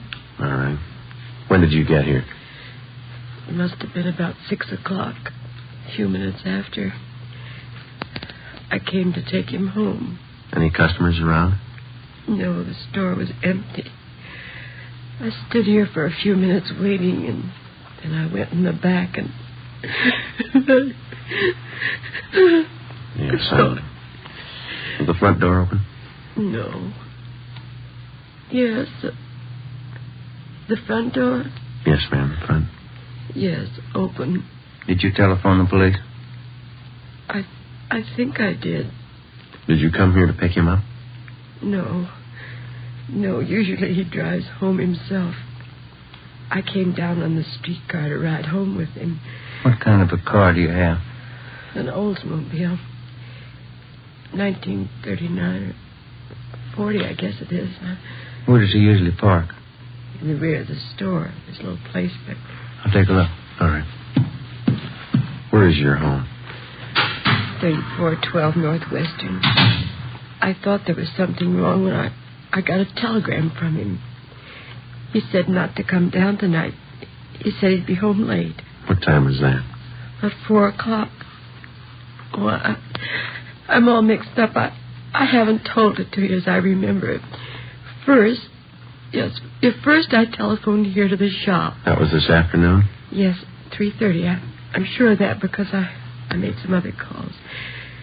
I spoke to Albert. He didn't say he was going to be late. Then at 4 o'clock, I received the telegram. Do you have that with you? Yes, it's in my purse somewhere. Somewhere. Oh, here it is. Thank you. Don't come down. I won't be home until late after see a customer, Albert. Can I keep this? We'll return it to you. Yes. What'd you do after you got this wire, Miss Kreiber? Well, nothing. I thought it was strange, but I didn't think too much about it. Then I started wondering why he didn't say anything over the telephone about being late, so I came down here on the streetcar. Did you phone the store just before you left your house? Yes, but there was no answer. Parking lot's empty.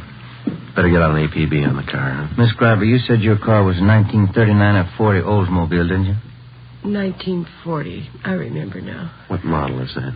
It was sedan, light blue. Do you remember the license number? Well, I have it on this chain with the extra keys. Here it is, on this little tag. The veterans make these. Thank you. Joe, can I see him now? Sure. Excuse me, Miss Kreiber. Do you want me to wait? I'd like to go home. We'd like you to wait for a little while, yes. Do you have any relatives living here? A niece and a nephew in Beverly Hills. Jerome Reed. They live on Cannon Drive. All right, we'll call them for you. Thank you. Lee, is this phone out here all right to handle? Yeah, it's been dusted. Okay. Joe, you coming in? Yeah, right away. It's pretty clear, easy to trace. I'd say he was standing over here by the curtains when he was shot. That's where the stains begin. And he must have stumbled along this glass case. You can see the smears here on the glass where he tried to grab hold of something. Yeah. And I guess he caught hold of that fur coat and pulled it down with it. And he stumbled and bumped up against this coat rack, fell through that and up against the safe. How many times was he hit? 6 empty casings on the floor. Looks like 4 through-and-through wounds. 32, huh? That's right. The wife know if anything's missing? Yeah, she's in pretty bad shape. It looks to me like somebody took his wristwatch and a ring from his left hand. If he had a billfold, that's gone. No coat. All the trouser pockets are turned inside out. And what about that wine bottle? It's smeared. Can't lift a thing. Okay, thanks. Ben? I'm still on the phone. Okay. No. License 15 Boston. 6707. No, 707. Yeah. Driver might be on. Hang on a minute, Wallace.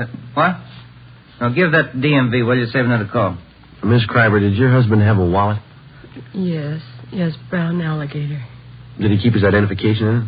Yes. Did he carry much cash? No, just a few dollars.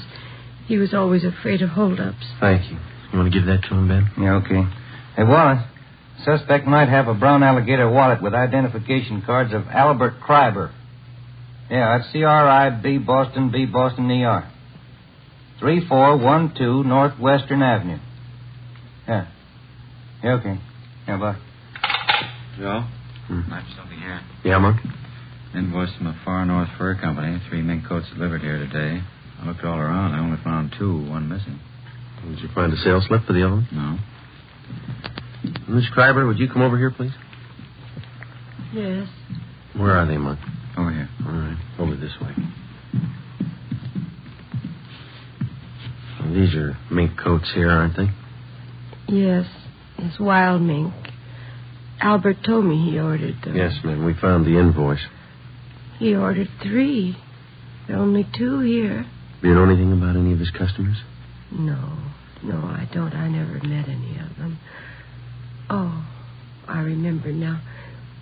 Just the night before last, he called someone from home.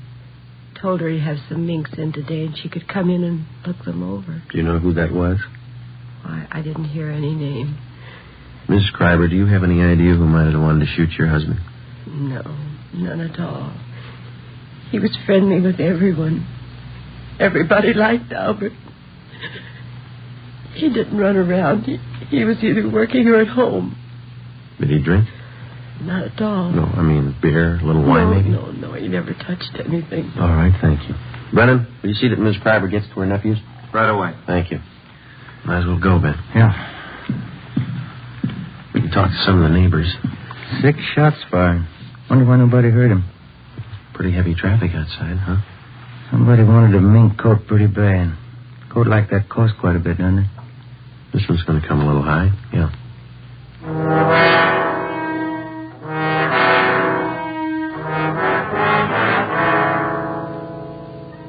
"7:05 p.m. Most of the stores along the street were closed, but a small shoe repair shop across the street was open, so we went over there. On the window was one word, Pete, and a picture of a shoe. Sitting in the window was a small, dark man wearing a leather apron. He was working on a pair of shoes. Hello. We're police officers. I see you drive up across the street. Are you Pete? Sure. What happens to Mr. Kreiber? He's robbed? No, he was killed. No. Shot? I do not hear anything. Have you been sitting in your window all afternoon? Oh, most all the time. You see, I have machinery here. I advertise that way. People watch me. Mm-hmm. Do you remember seeing anybody going into Mr. Kreiber's this afternoon? This afternoon, the 4 man. 2, 3 long black cars. Uh-huh. Anybody else? Some. Were they women? Officer, they are all women. I see. Did any of them walk out with a new fur coat? There, hold up. I do not see all of them, I guess, but I see 2. Can you describe them? One beautiful young girl, tall, red hair. She walked out with a big package. What time was that? 3, 4 o'clock. The second woman is about the same time. Funny thing. I do not see the bottle, but Benny from liquor store on corner tell me the second one, the blonde. She buys bottle wine. Did he tell you what kind? No. Reason I remember, I laugh when he tell me. I go over to Benny's for a can of beer. He tells me she buys cheap wine, walks out of Kreiber's with new fur coat. Me, I spend $5 for good wine, and my wife has no fur coat. How old was this blonde? How was she dressed? She's maybe 25. Young, not too young, but young. She has on slacks, gray. Mm-hmm. What kind of a fur coat was she wearing when she came out? Mink. Look from here like mink. I see. Did you notice where she went? The blonde, the gray slacks, mink coat. Yes, it turned the corner onto Lexington and she went up the street. Did you see Mr. Kreiber's car drive away? No, he parked in back. I don't see him come in. I don't see him come out. All right. Thanks a lot, Pete. Mm-hmm. Officer, that blonde, something wrong there. How do you mean?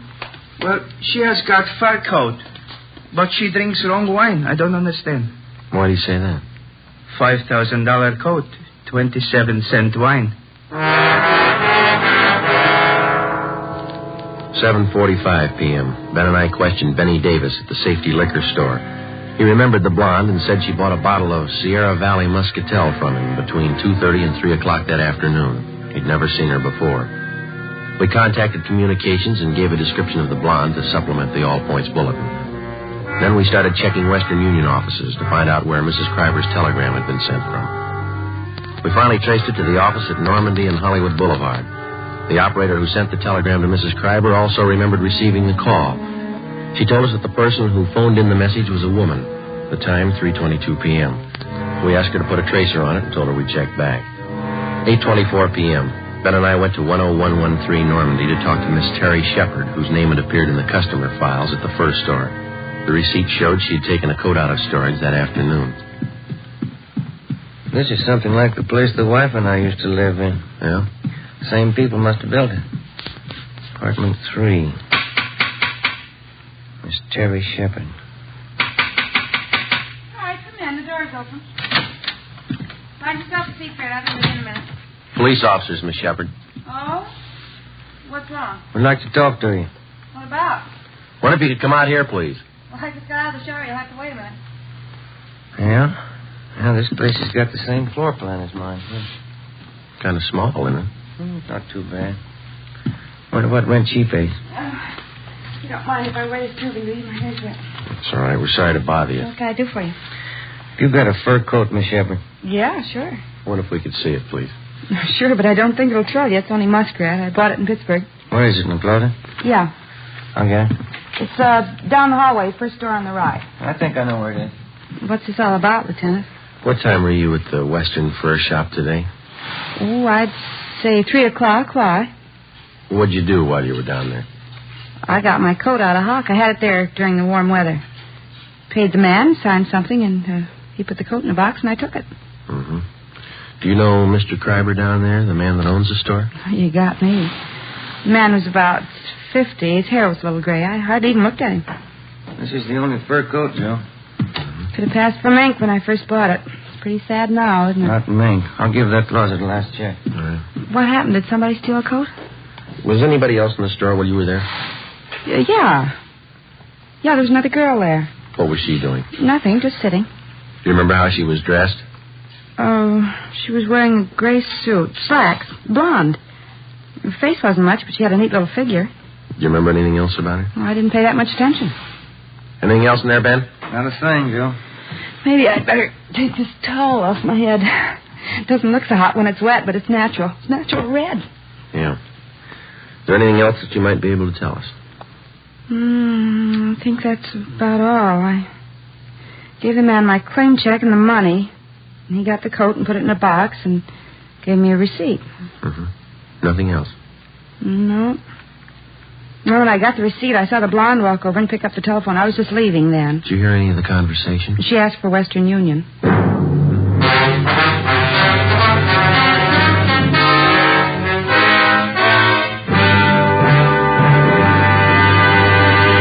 You are listening to Dragnet, the case history of a police investigation presented in the public interest by Fatima Cigarettes. If you smoke a long cigarette, it will be in your interest to listen to a typical case history of a Fatima smoker. It's the case of Edith Gwynn, well-known Los Angeles columnist. This is her actual signed statement. It's my job to keep up with what's going on around town. And here's one thing I've noticed lately. More and more people smoking Fatima. You certainly can tell why once you smoke them. I found them milder than any other king-size cigarette, and that's important to me. Yes, I agree. It's wise to smoke extra mild Fatima. And so do more and more smokers every day. Actual figures show extra mild Fatima has more than doubled its smokers coast to coast. So enjoy extra mild Fatima yourself. The king-size cigarette, which contains the finest Turkish and domestic tobaccos, superbly blended to make it extra mild. You will prefer Fatima's much different, much better flavor. You will agree. It's wise to smoke extra mild Fatima. It's wise to smoke extra mild Fatima. The best of all long cigarettes.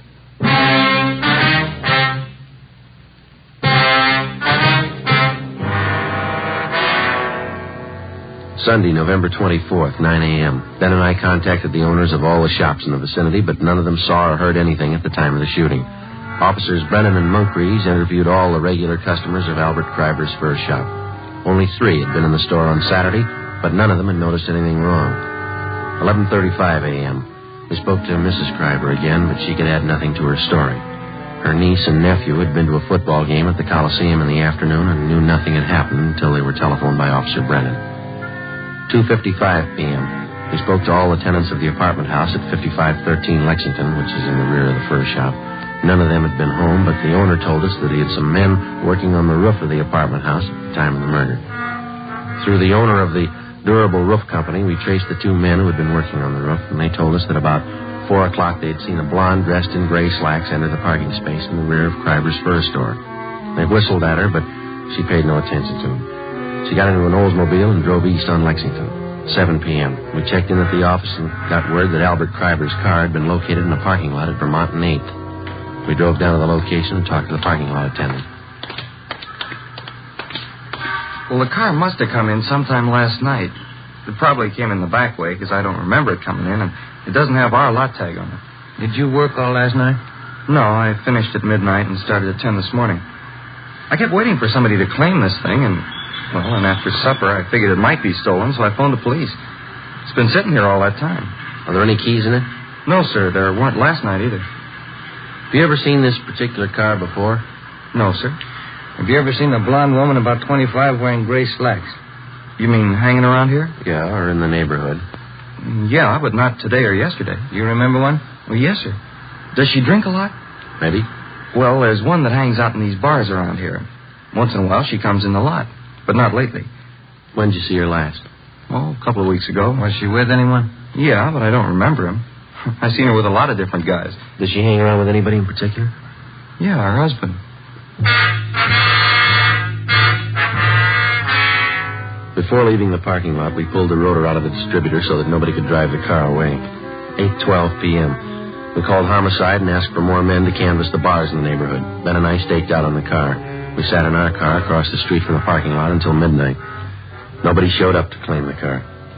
The streets were almost empty. Our only chance was that the blonde lived in the neighborhood or was in a bar and would sooner or later try to claim the car. 1:53 a.m. What rent do you suppose that shepherd girl pays? You got me. 75? I don't know. I bet I pay more than she does. Is that Moncrief?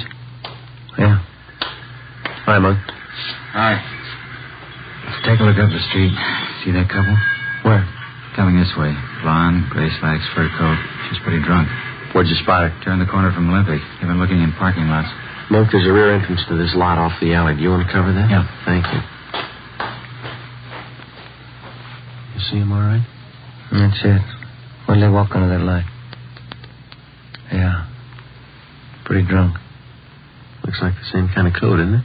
Yeah. Stopping. Looking for another parking lot, I guess. Sierra Valley Wine. World's finest muscatel. And going into the parking lot. She's not carrying a purse. Those coats don't have pockets big enough for a .32 automatic.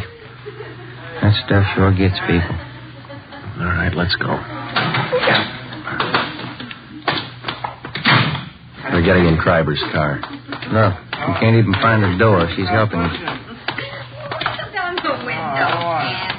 You take the other side of the car, will you? Yeah. Stop pushing me.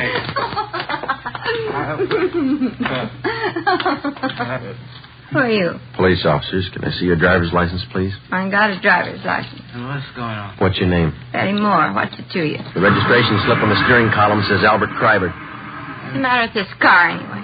Who's Albert Kreiber? Oh, I know who he is. This guy here. Who is this man? What do you say? He's a friend. That satisfy you? Friend. What's the matter with this thing? Take a look in the glove compartment, Ben. Okay. Come on, honey. Let's get going, huh? Yeah. It's locked. What do you want him there for? Let me have those keys. Hey, Here you are, Ben. How about going home? there's nothing in there. Let's go. Here's a purse.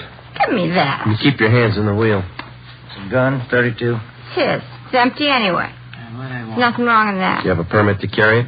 Yeah, I got a permit. Can I see it? I lost it. Give me those You keys. keep your hands on that wheel. Here's a wallet, identification cards, Albert Kreiber. Where'd you get these? I don't know. The man's watch, Albert Kreiber engraved on the back. Who's Albert I Kreiber? don't know, I told you. All right, let's get out of the car. Hey, let's push it. Why didn't that car start? All right, come on. Stand up. You get over there. Where'd you get the fur coat? I bought it. Where? I don't know. Joe, look at her slacks. Wine stains. I spilled wine on them. What kind of wine? Muscatel. Muscatel isn't a red wine, it's a white wine. Who's Albert Kreiber? I don't know. This is his wallet. This is his car. Where'd you get him? I don't know. I don't know. This the gun you shot him with? This the gun you shot him with?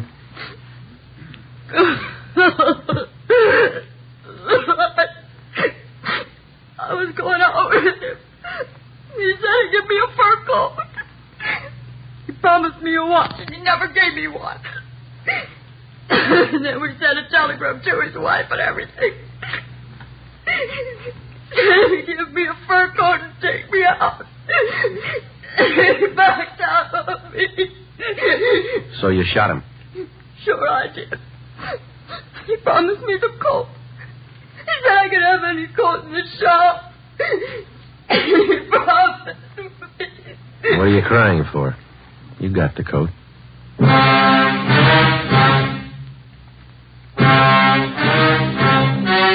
The story you have just heard was true. Only the names were changed to protect the innocent. On February 27th, trial was held in Superior Court, Department 86, City and County of Los Angeles, State of California. In a moment, the results of that trial. It's amazing how many long cigarette smokers are changing to extra mild Fatima. Here is the actual report. From coast to coast, extra mild Fatima has more than doubled its smokers. Yes, more and more smokers every day are discovering that Fatima is the king-size cigarette that is extra mild. Extra mild because it contains the finest Turkish and domestic tobaccos superbly blended to make it extra mild, to give it a much different, much better flavor and aroma. Enjoy extra mild Fatima yourself. Best of all long cigarettes. It's wise to smoke extra mild Fatima. It's wise to smoke extra mild Fatima.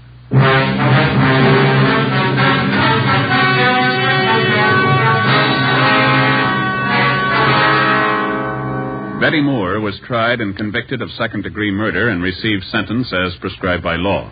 She is now serving her term in the state penitentiary at Tehachapi. You have just heard Dragnet, a series of authentic cases from official files. Technical advice for Dragnet comes from the Office of Chief of Police W.A. Wharton, Los Angeles Police Department. Fatima Cigarettes, best of all long cigarettes, has brought you Dragnet, transcribed from Los Angeles. Next, here's Sarah Berner in Sarah's Private Keeper on NBC.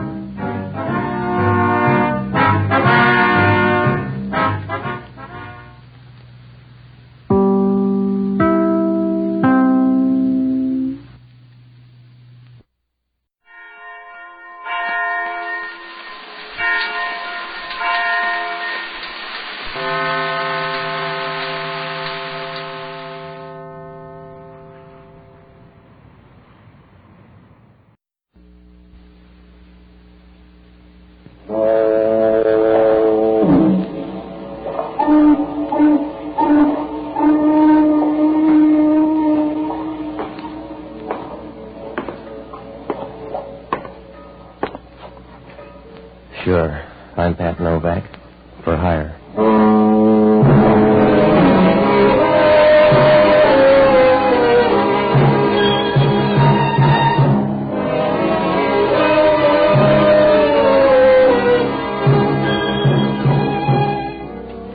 That's what the sign out in front of my office says.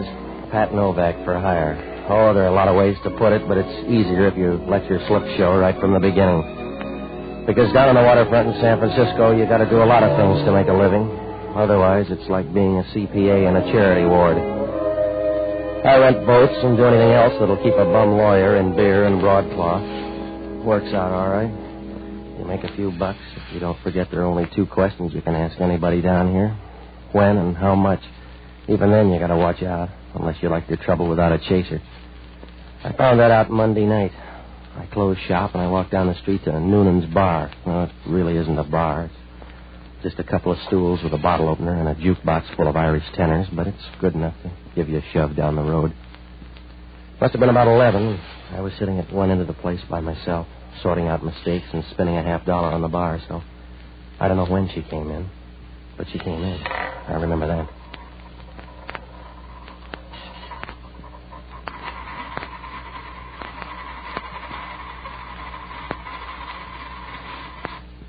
Does it always come up heads? If you're lucky. Who are you? If you're that lucky, you'd have dollar bills to do it with. Look, I'm low on chatter. Why don't you go down the counter and talk to the racy set, huh? I'd rather buy you a drink. Noonan's a social climber. He's going to throw you out. You buy me one, then. And I'm broke to strangers. Now that winds up the conversation. See you later. We'll talk Thursday, then. I went to your office, but they said you were over here. I want to hire you, Mr. Novak. If you got a name to go with a figure? It won't fit in your file. I want you for 3 hours' work tomorrow afternoon. Can you do it? If I said yes, it might be too tough. There's a flower stand at the corner of Post and Kearney. I want you to go to that stand tomorrow afternoon at 2 o'clock. Pick up a geranium plant and deliver it to this address. I'm too big for a Western Union boy. Are you too big for $50? No.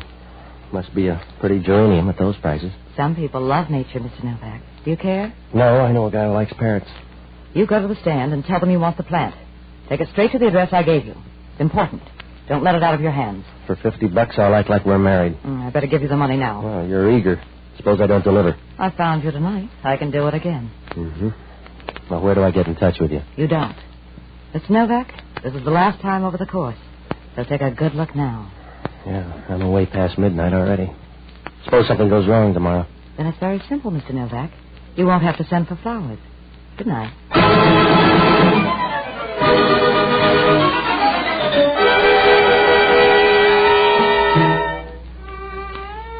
I watched her as she turned and walked out the door. She was wearing a flowered print dress, and as she walked, the roses kept getting mixed up with the daisies. She walked with a nice, friendly movement, like the trapdoor on a gallows. As she reached the door, she turned and smiled once, as if she knew the $50 was just for laughs. I scooped up the dough before anybody could see it, because at Noonan's, everybody gets broke in one motion. I left a few minutes later, and I went home to bed. I dreamed real good on $50, so I felt good the next afternoon when I got to the corner of Post and Kearney. The flower stand was there, all right, and I leaned against the storefront to watch the guy for a while. Maybe I should have known then, because right away I got the idea he didn't know what he was doing. But you can say that for a lot of senators. So I let it ride. When the jewelry store clock across the street said 2 o'clock, I walked up to him. Can I do something for you? Yeah, give me a geranium plant. What kind do you want? Big one, small one, I don't care. It's 2 o'clock. I'll take that kind. You want a geranium? Look, it's going to get dark. You got that long to argue? Here's the one you want, then. If you say so. You want to wrap it? No, it's all right. You carry it that way. Well, I'm going to look real funny walking around with a handful of geranium. Why do you want one, then? I see. You don't feel like talking about it. No, just take it and be happy. Yeah. How much? Nothing. Doesn't cost a thing. Suit yourself. You won't make much dough that way. I'll make even less talking to you. Just take the plant and be careful. Oh? How do you know what I'm going to do with the geranium? I don't, mister. Some people eat them. Just be careful and goodbye.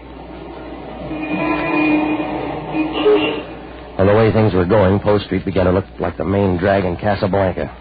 I watched the guy fumble around with a customer for a minute, and then I crossed the street and started up toward Union Square. The cop gave me a kind of a funny look when he saw the geranium. He smiled as if he thought I had a pair of dancing sandals in my coat pocket. About halfway up the block, I stopped to look in an art store. Right then, I noticed the guy with a cane for the first time. He was standing near me, looking in the other window. He was a little guy and kind of wrinkled and bumpy. His skin looked like a cucumber full of powder. I started up the street and pulled in at a bookstore. He stopped, too, and I knew he was following me. When I got to Stockton, I turned left and walked toward Geary Street. Halfway down, there's a little street called Maiden Lane. Oh, it sounds gentle, but so does Vesuvius when you say it fast. I just started to cross when a black Nash pulled away from the curb. Some dead relative must have put in a good word for me. Hey, over here! Hey, pull him over! Hey, over here!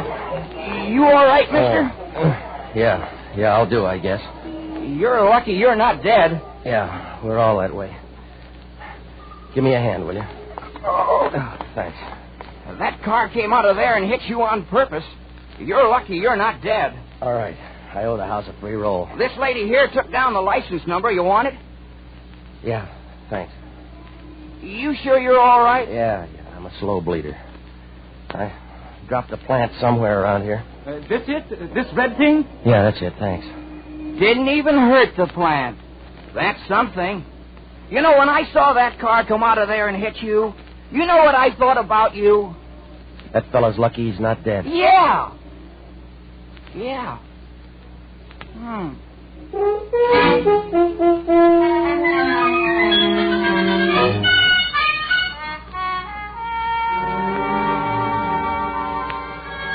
Well, I looked around, but the little guy with the cane had disappeared. As I crossed Union Square, I kept looking around, but he was gone. Well, I tried to forget about it, but I couldn't get it out of my mind. It kept coming back and showing up again like a bad reputation. Why had the guy started to follow me and then stopped so suddenly? And how about that guy in the car and that $50 geranium? Well, I got a cab over at the St. Francis stand, and I rode out to the address that the girl gave me. On the way, I looked at the flower.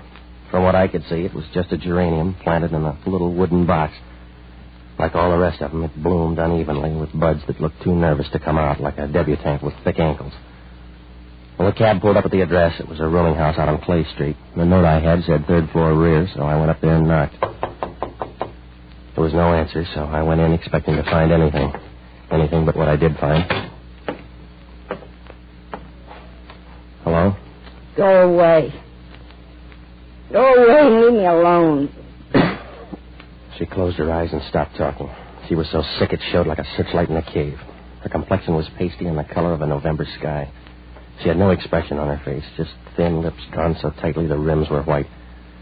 No, she wasn't ready to quit yet, but you could tell she'd been papering the house for years. And you wouldn't want to bet on her. She was going to last about as long as a warm snowflake, it was easy to tell. You got a bad cough, you need some sun.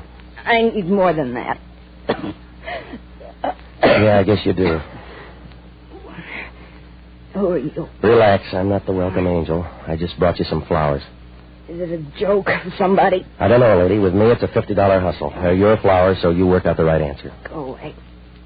Go away, please. You want the flowers? You brought them for me, didn't you? Leave them and go away. Well, it's just a geranium. I'm going to leave it on the table. Why'd they send you? My reason was $50. To come to hurt me?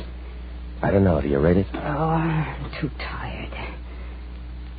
You couldn't really hurt me, could you? Thank you for coming. Thank you for your kindness. Sure. If that's what it is, you're welcome.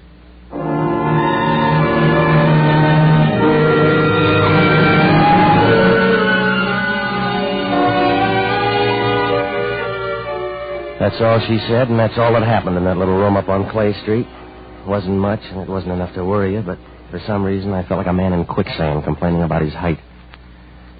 When I left there, I took a car down to Market Street, and I had dinner. Well, it didn't go right because I kept thinking about this afternoon and last night.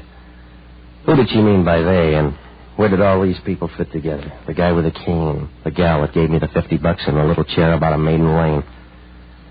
Well, I tried to forget about it, but it wasn't easy. It was like trying to change a typewriter ribbon with mittens on. After dinner, I went home. It was about 8 o'clock, and when I got in the apartment, it was dark. Before I had a chance to put on the light, I knew somebody was in the bedroom. I walked over to the door. In the dim light, it looked like a walrus in pants, but it turned out to be Inspector Hellman from Homicide. Hello, Novak. I just dropped in for a chat.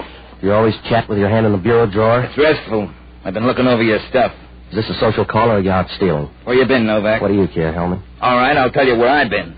in a third-floor room out in Clay Street. I left one this afternoon. It's the same one. Your fingerprints are all over the joint. I'll bet you checked everywhere. What were you doing out there? Delivering flowers. Is that your best try, Novak? It's the best I'm going to do for you. If you don't like it, check with a woman out there. I brought her flowers and left. What woman? The one on the couch, a black-haired girl with a half-dead look. You're wrong twice. Huh? There's no girl out there, unless she's tattooed on the guy's chest. Oh. And that guy doesn't have a half-dead look. It's better than that. All the way. That's right. He's dead enough to pray for. Will that do?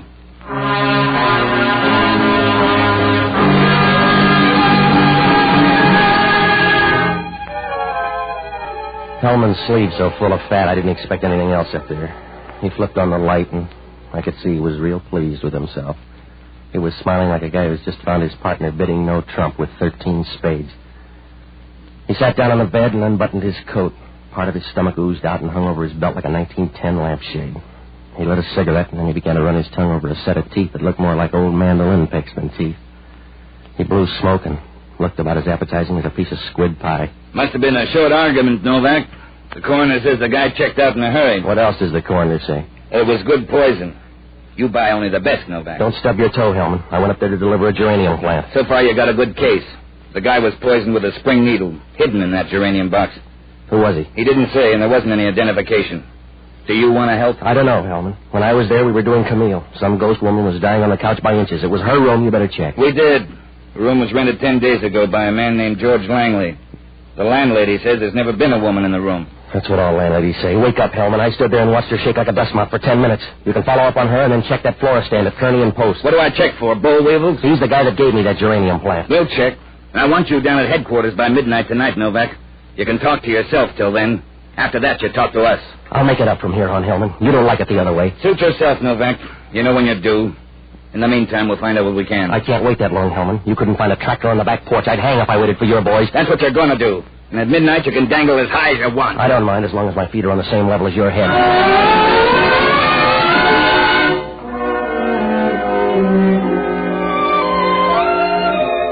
When Hellman left, I sat down to try to piece things together. I knew everything was there if I could just shove it into place. It was like trying to swap an egg beater for a mixmaster. I was pretty sure there was something about the geranium plant I should remember. One little thing that threw everything else out of focus. Well, I finally gave up. I was $50 ahead and one murder rap behind. Depends on how you like your fun. $50 is all right, but the pleasure's limited. Like giving somebody a hot foot in an ammunition dump. If I was going to drag the town, I needed help. So I looked up the only honest guy I know. An ex-doctor and a boozer by the name of Jocko Madigan. Oh, he's all right for a guy who thinks people with steady hands are lazy. I finally found him in a little tinsel joint on Mason Street. It was high class for the neighborhood. The smoke was only a week old, and they had a cigarette girl. A long, leggy biscuit that wandered around trying to sell a sour smile at sweet prices. Jocko was down at the end of the bar rolling some olives back and forth. The rhythm was fine. Ah, Patsy, you're just in time to help me off the wagon. A stout glass for Mr. Novak. Oh, I want to talk to you, Jocko. Oh, Patsy, confidentially, I hate martinis. I just drink them for the vitamins. Everybody should have a few vegetables, and I have chosen olives. Look, I'm in trouble, Jocko. Will you sober up and talk? I could do that easily. I've done it 2 or 3 times, and it's no trick at all. But I refuse because it's a vulgar display of willpower. Will you stop, Jocko? You know, Patsy, there are only 2 things that could cause my downfall. Whiskey or women. I'm not particular. You find a nice old widow, and I'll quit this thing. All right. Some plump old party with a memory as vivid as my own. Preferably somebody rich enough to convince me the lines in her face weren't put there by worry. Oh, stop it, will you? Patsy, I'll allow you to motivate my dissent, but I will not permit you to bring it to a halt. I apologize for interrupting. Go ahead. What do you know about flowers? Oh, I think they're pretty on a woman's shoulder, but I suppose that's mixed devotion. Why? Well, I'm going to need your help, Jocko. There's a dead guy out on Clay Street, and Hellman's campaigning for me. How do the flowers fit in? A geranium plant. The guy was poisoned with a needle in the box. I took the plant up there to a woman. Clumsy approach. Why a geranium plant? It's a mixed-up story. I got hired in Noonan's bar to pick it up this afternoon at Post and Kearney. I got gumshoed all the way up Post Street and hit by a car at Maiden Lane. You looked bent when you walked in. I took it out to this address, and I gave it to a dying woman. Now she's disappeared, and Hellman's after me for the dead guy on her floor. Oh, I need some help, Jocko. I got to find a way out of this. Well, you passed up a golden opportunity when that car hit you. That's one of the places you come in. Now, here's the license. I want you to hop down and check the registration, will you? What else? Find out who runs that flower stand at the corner of Post and Kearney. Now, if you get back in time, I can check tonight. Tag by my place. I'll either be there or I'll leave a message. Where are you going? To find a woman. That seems like a peculiar way to handle a crisis. Well, I gotta find the gal that started me out on this. Patsy, I wish you'd forget about women. And I wish you'd forget about whiskey. Yes, we both have our problems. Except I enjoy one safeguard that you don't. At least I can look at the label and tell how old it is. Good night, lover.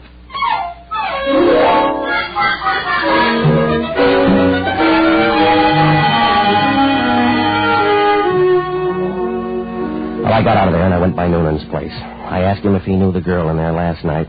He said after 45, a man forgets about a woman's face, so I checked that lead off and started on the other girl. I hit all the cab stands out near Clay Street, and I finally found a hack that picked her up. It was about 4 o'clock, he said. She had luggage and rode over to Janet Street on Telegraph Hill, but he couldn't remember the address at the best rates in town, so I checked off that one, too. From here on, it was going to be a rough ride. I didn't know where to dig. I might as well have been out looking for a stick with one end. Well, I could try one more thing. I went by to search the Clay Street joint. It was a dirty room, and the geranium hadn't helped. There was a sweet odor and a thick, dusty cloud all over the place. It was like going to sleep in a bag of an old vacuum cleaner. There wasn't anything there that could help, and on my way out, I heard footsteps. I snapped off the light and waited. The door opened slowly. I couldn't see her face, but I knew it was the girl from Noonan's. Turn on the light and you'll see your friends. Well, Mr. Novak. Sit down. Let's talk. In here? Why don't we drop by a gymnasium and get some fresh air? We can start with your name. It's easy. Say your piece, Mr. Novak. I've run out of $50 bills. Yeah, that's the way it is with my patients. Who killed the guy? I don't know, Patsy.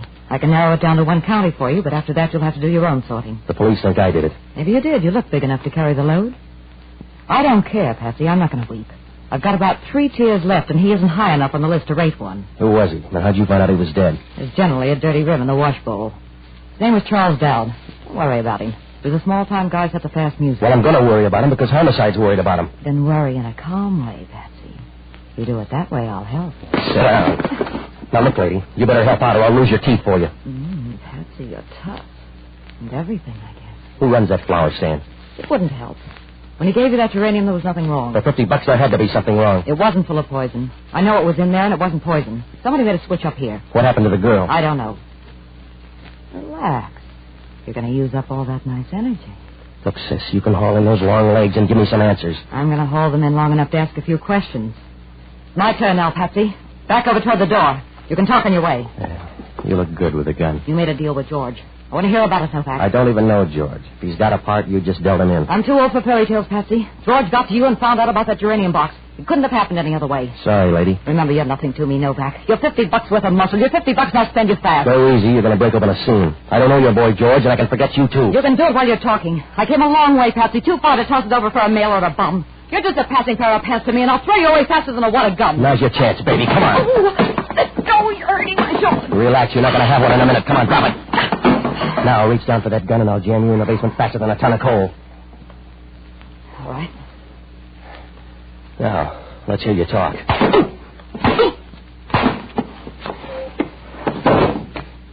I would, Patsy, but you're not listening.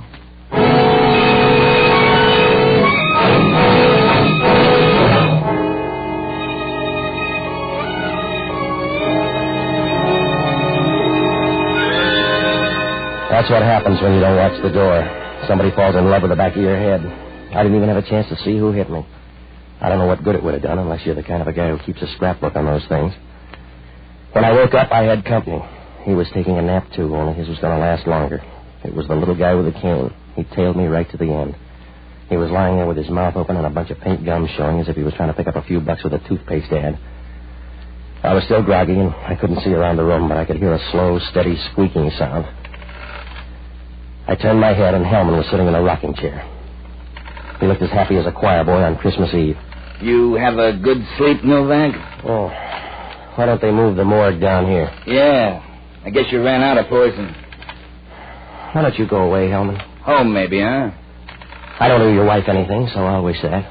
Who's the guy? I don't know. You looked chummy when I got here. I don't know, Hellman. He followed me all over Post Street this afternoon. Check him yourself. I did. There's nothing on him. I'll bet his gold fillings are gone now. Your trial run was a guy named Charles Dowd. I know. He was arrested in 1942 on suspicion of espionage. He's in business again. A whole bunch of them are, and the kicker has something to do with that Geranium Plant. What bunch? These dead guys and a lot of others on the same schedule. It's that Geranium Plant. It all started at Post and Kearney. You better check that florist stand. Don't you ever get tired, Novak? Huh? We checked the florist stand at Post and Kearney. The answer's no. Did you talk to the guy? No, because there is no florist stand at Post and Kearney. You're crazy, Hellman. I got a Geranium Plant there this afternoon. There's no florist stand at Post and Kearney. If you got a geranium there, it was grown out of a crack in the sidewalk.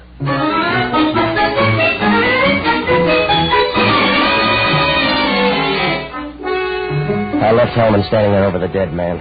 The little guy was looking up at Hellman with a dull, bored look like an usher in a burlesque house. I was sure now there was something about that geranium I'd missed. If I could find the string and pull it, the whole thing would unravel. The questions were piling up, and there was only one answer. Who got to that box and made a switch? Well, it was close to 11 when I got back to my apartment. Jocko was in the kitchen working on an experiment. Ah, Patsy, I'm drinking to your memory. I'm making up for cheap booze with extra sentiment. What'd you find out? You were mixed up. There is no flower stand at Kearney and Post. Now, look, I've been through all that once. It was Post and Kearney. I couldn't have made a mistake. Oh, anybody can confuse a street. It can be done easily. I once confused 2 whole suburbs. Yeah, all right. I boycotted a bar in Alameda for months before I found out they gave me the Mickey in San Carlos. Now, look, I know what I did, Jocko. Maybe the flower stand moved. Maybe it was never there before. But today it was at Post and Kearney. How about that license number? The car is registered in the name of George Langley. Who's he? He rented the murder room, and he's mixed up in a switch on that Geranium Plant. What kind of switch? I don't know. But whatever it was, George did it. When it left that stand, there was something else in it besides a poison needle. Everybody knew it. The girl and the little guy with a cane, and probably the guy that drove that car. They switched plans? No, they changed. Yeah, I guess he could have done that too, huh? Was the man with the cane behind you when you got hit by the car? Yeah, I think you're right, Jocko.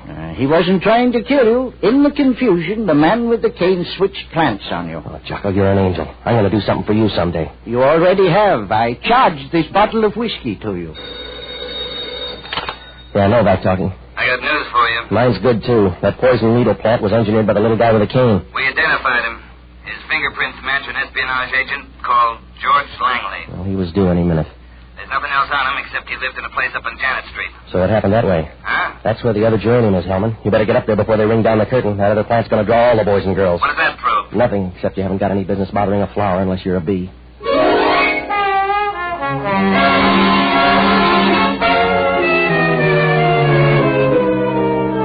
Well, you never know how the cards are going to fall, but when it's a wild game like Red Dog, whichever way they fall, it's going to hurt.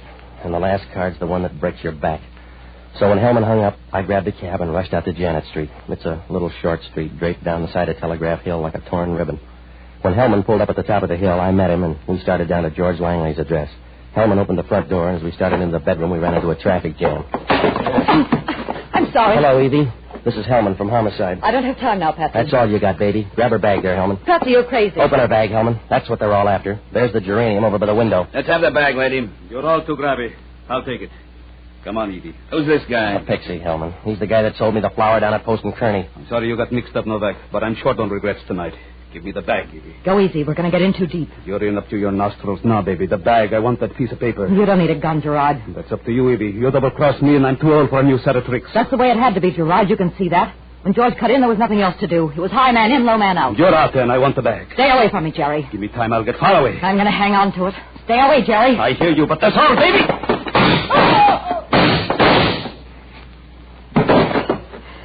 Give me a hand, Patsy.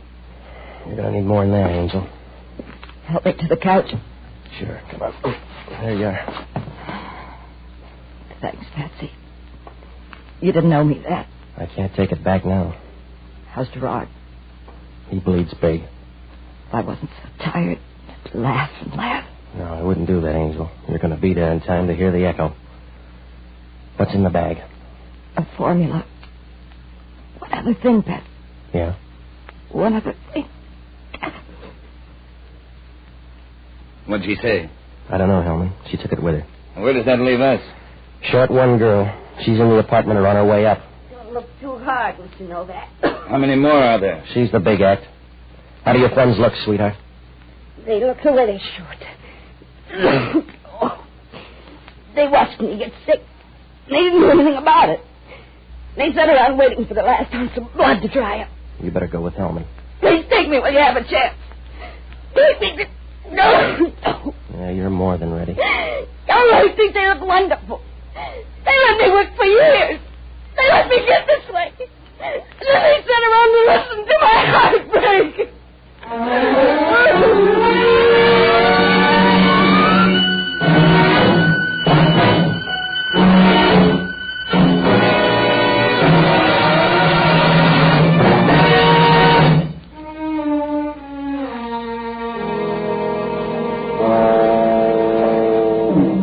Well, I don't know why, but Hellman was confused. He finally got the story off the girl in a hospital bed. All 5 of them had worked together once, gathering government information, but when the big order came, double-cross set in like an epidemic. They were out after a formula. The dying girl had one half, and the other half was in that geranium plant. It came off the boat and went to that phony flower stand. Evie and Gerard were afraid to deliver it themselves, so they hired me to do it. The sick girl was in another frame. She tipped off Langley, and he worked that hit and run with Dowd, only he forgot to tell Dowd about the poison needle. When Dowd was dead, the girl checked out for Langley's place. Between them, they had the formula, but they got in the beef, so she killed him. She came back to plant a phony lead for Evie, and that's how I got sacked. Evie tumbled and headed for Langley's place. When she left, the girl planted Langley next to me in that room and then went back to watch Evie and Gerard in that overtime match. I guess she was too sick to care one way or the other. Now, Hellman asked only one question. How come 5 such bad people ever got together in one shuffle? I don't know, except most people are full of a lot of good and a lot of bad. The day we met them, all the bad was showing.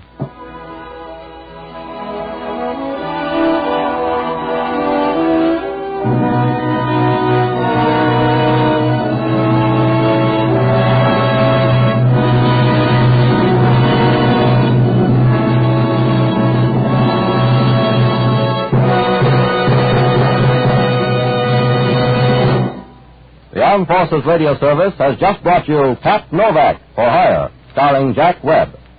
Pat Novak is produced by William P. Russo. Jocko Madigan is played by Tudor Owen.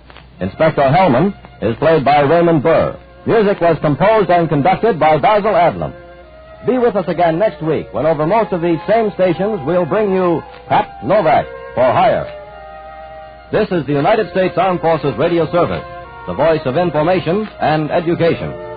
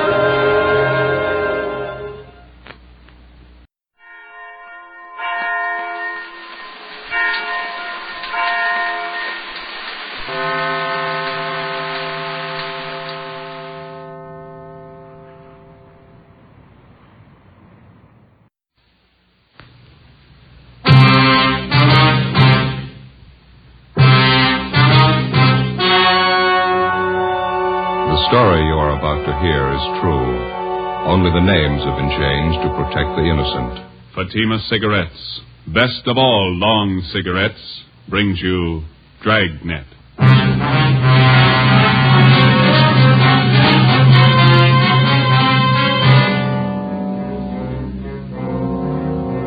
You're a detective sergeant. You're assigned to homicide detail. A woman has disappeared, taken from her home by a man posing as a police officer. Your job, find her. If you want a long cigarette, smoke the best of all long cigarettes. Smoke extra mild Fatima. Yes, Fatima is the king-size cigarette which contains the finest Turkish and domestic tobaccos superbly blended to make it extra mild, to give Fatima a much different, much better flavor and aroma than any other long cigarette. That's why Fatima has more than doubled its smokers coast to coast. Enjoy extra mild Fatima yourself. Best of all, long cigarettes. It's wise to smoke extra mild Fatima. It's wise to smoke extra mild Fatima.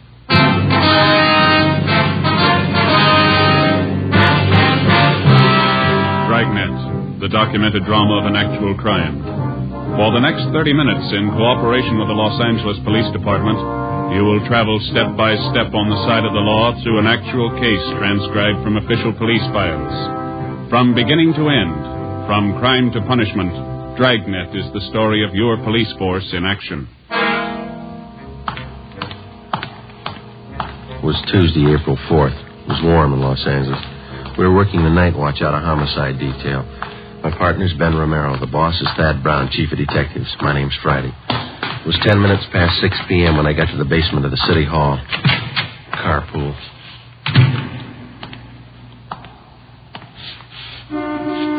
Over here, Joe. Hi. Thad Brown will be down in a minute. Captain will follow us out later. Okay. No contact yet? No, I'm still waiting. You take care of the local broadcast? It's already gone out. They'll put the descriptions on the air every hour. How's it look to you now? I don't know. Nothing more we can do to, make a contact. Oh, here's Thad Brown now. You want to squeeze over a little? Oh, yeah, sure. Hi, Chief. Hi. Let's go. Might as well take Beverly Boulevard, huh, Ben? Yeah, it's as fast as any. You got the address there, Friday? Yeah, it's 617 Paris Avenue. It's out by Echo Park. Who's covering the house now? Ross and Pacelli are staked out in a private garage across the street from the house. Donahoe and Wiseman are on duty inside the Kessel place. You want to smoke? Thanks. Light me one, will you, Joe? Yeah. But you got the story from the maid at the Kessel's house, is that right? Mm-hmm. You check it out? I'm pretty sure she's telling it straight. If anything's wrong, I don't think she's got a hand in it. Here you are, Ben. Oh, thanks. You got the call about 3 this afternoon? Mm-hmm. A few minutes after, we went right out and talked to the maid. How'd she tell it? She said she was fixing dinner about 2 this afternoon when the doorbell rang. She answered it, and a young man in a gray suit asked for Mrs. Kessel by name. He told the maid it was an emergency. Yeah. Well, the maid said Mrs. Kessel came to the door, and the man identified himself as a police officer. Told Mrs. Kessel her husband had been hurt in an accident, and she was to come right away. Man show his identification? Maid said no. Said Miss Kessel just took it for granted he was a cop. Yeah. Go ahead. Miss Kessel got her coat and left with the man. About an hour later, her husband, Professor Kessel, got home. He wasn't hurt. He hadn't been in an accident. He hadn't seen his wife. As soon as he heard from the maid what had happened, he got on the phone and called up. What's the background on the husband, this Professor Kessel? He's supposed to have quite a name. He's a professor of philosophy out at Simmons College, a small school out near Glendale. Oh, yeah. Devout man, president of one of the local synagogues. Sure about the maid story, huh? Sure as we can be. She gave us a good description of the man who picked up Miss Kessel. I got it right here. Yeah. Here. White male, American, 25 to 30 years old, 6 feet 170 to 80 pounds, gray suit, gray hair, brown shoes. What about the car he used? Late model Chevrolet, dark blue, white sidewalls. That's all the maid could tell us. She didn't notice the license. You better cut over on Westlake. That'll take us past the detour, won't it? Mm-hmm. This Professor Kessel, has he been told what to do? Yeah, he's been briefed. We've had a couple of men with him since this thing broke. He's taken it pretty hard. How old a man is he? Oh, his late 30s, wouldn't you say so, Ben? Pretty close to 40. Nice fellow. Quiet. 2 kids in the family, just about school age, boy and a girl. This next one ought to be Paris Avenue. Yeah. There's a big gray house down there, Skipper, white trim. Don't park too close to the house. This ought to do it right here, don't you think? Yeah. What time you got? It's 6:15. Almost dark. Where's the garage our men are covering from? Can you see beyond that light pole there, the white stucco place? Oh, yeah. Next one here's a Kessel home. Doesn't look very rich. Neither do the Kessels. I don't think they got much money.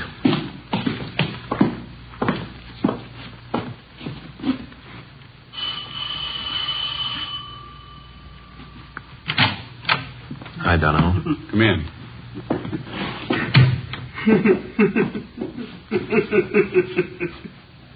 That the husband? Yeah, I just got a phone call a couple of minutes ago. I listened on the extension. Who called? Tried to trace it. The guy wouldn't stay in the line long enough. What'd you say? Tell the cops to stay away. Said it twice, tell the cops to stay away. Yeah? Said if they don't, I'll kill her.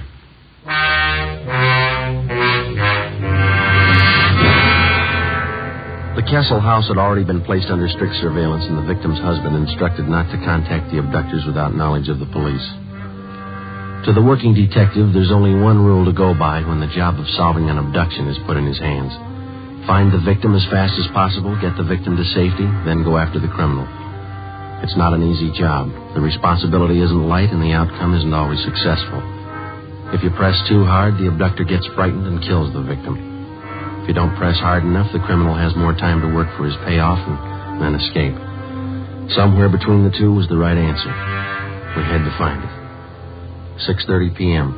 Special details of men were ordered out to the bus depots, the railroad terminals, and the airports. Roadblocks were set up at all main arteries leading into and out of the city. Every branch post office in Los Angeles was covered to watch for possible ransom notes addressed to Professor Kessel. 6:40 p.m. We met in the Kessel's living room. Chief, Wiseman. Professor Kessel will be down in a minute. Says he's sorry to keep you waiting. You feeling any better? A little. Phone call about his wife shook him up a bit. Well, how about those people who came in a few minutes ago? Who are they? Relatives. Half a dozen of them. They're waiting back in the kitchen. Well, how'd they know about Mrs. Kessel? They didn't. They'd been invited to dinner. They didn't know anything was wrong till they got here. Mm-hmm.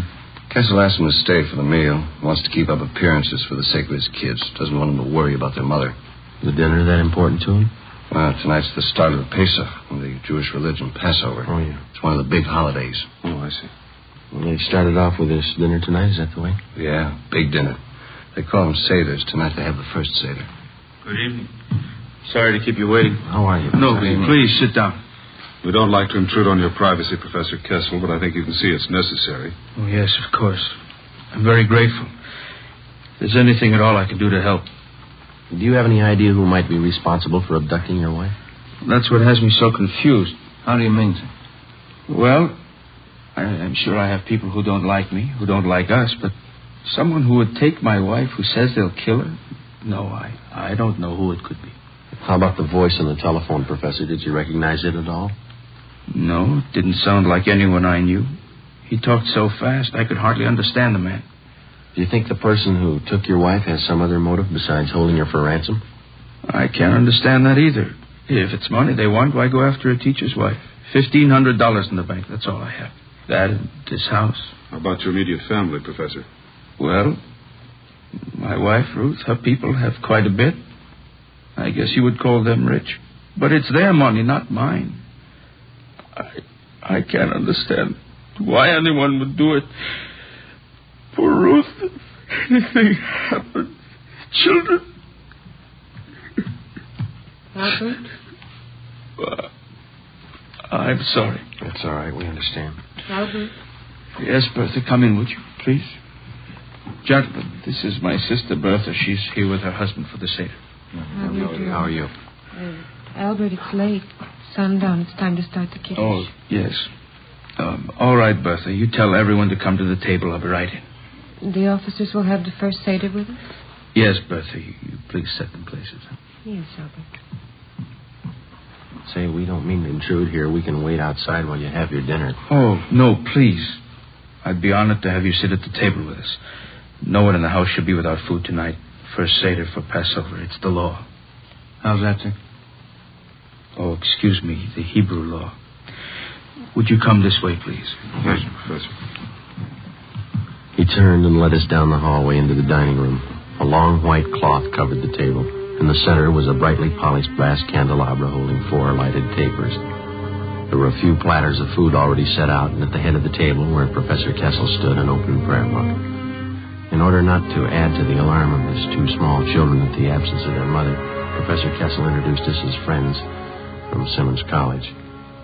This is Mr. Brown, Mr. Friday, Mr. Wiseman, Mr. Romero. How do you do, Fred? Yeah, of course. Now, sit down, please, sit down.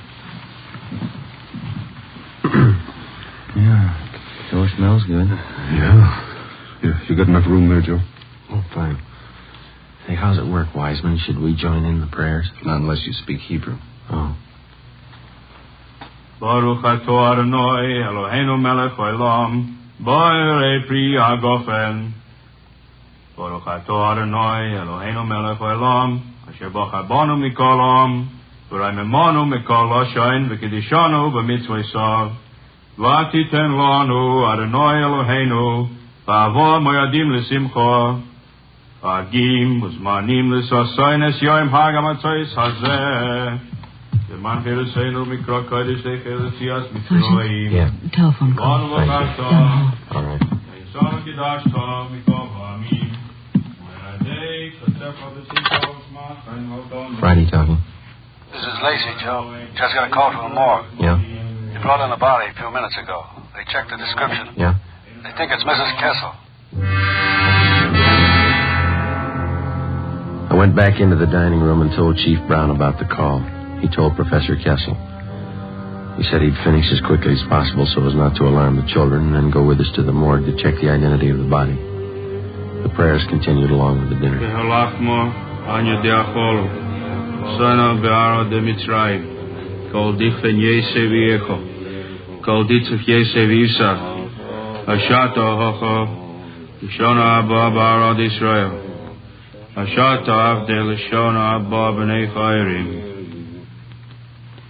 John? Yes, Papa. Manishdono halalo aseh.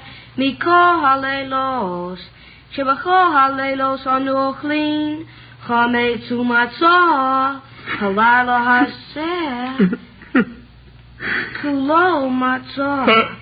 I'm sorry. Excuse me. Excuse me, I'm sorry.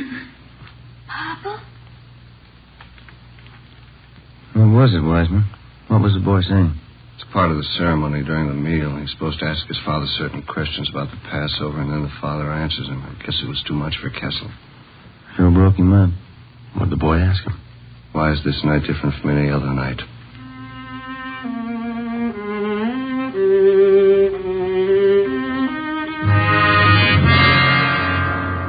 "7:30 p.m. Sergeants Wiseman and Donahoe stayed on duty at the house while Chief Brown, Ben, and I drove Professor Kessel to the county morgue. On the way, we called in and checked with Captain Steed of Homicide. He told us there'd been no reports on Mrs. Kessel. 7:43 p.m. Ben and I took Kessel to the basement of the Hall of Justice, county morgue. This way, Professor. Oh, yes. You sure you feel up to it? Thank you. I'll be all right. Cold in here. Yes, sir. Hi, fellas. It's back here. Okay, Archie. This is Professor Kessel, Archie. How do you do? This way. Jane Doe, number 5. I called over as soon as they brought it in. Yeah, thank you. Found the body near Avenue 19, the riverbed, crossing the auto cam. No identification? No. Here we are. All right.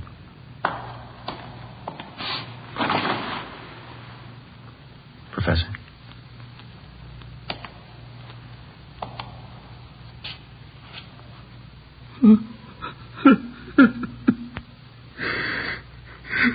Thank God. Thank God.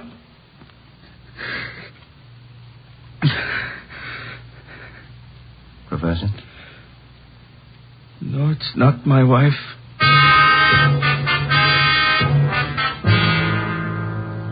It seemed as if both the victim and whoever had taken her had vanished completely.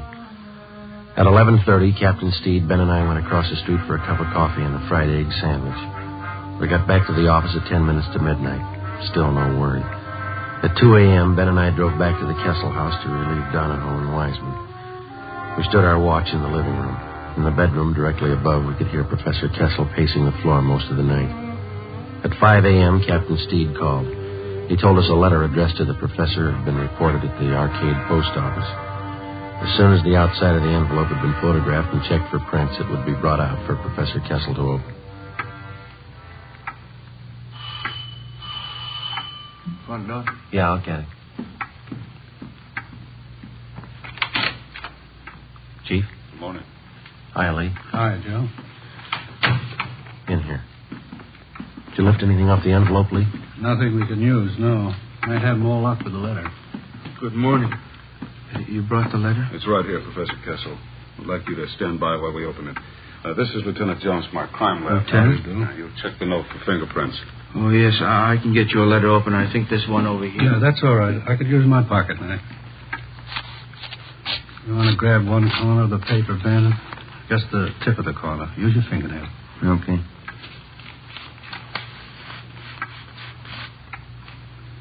Yeah, that does it. Open it and pin down these corners here. What is it, Fred? The words are put together with small printed letters. They all seem to be the same kind of typeface. Letters were probably clipped from a book, then pasted together to form these words. Who sent it? What does it say? Thanks, Lee. If you want to see your wife alive, have 30,000 small bills tonight. Tell police I kill her. Instructions follow in mail. No signature. 30,000. I haven't got the money. I can't get it. He'll kill her. Mr. Kessel, there's still a chance. But what can I do? I haven't got that much money. He says he'll kill her. What can we do? What we've been doing? Yes? Wait.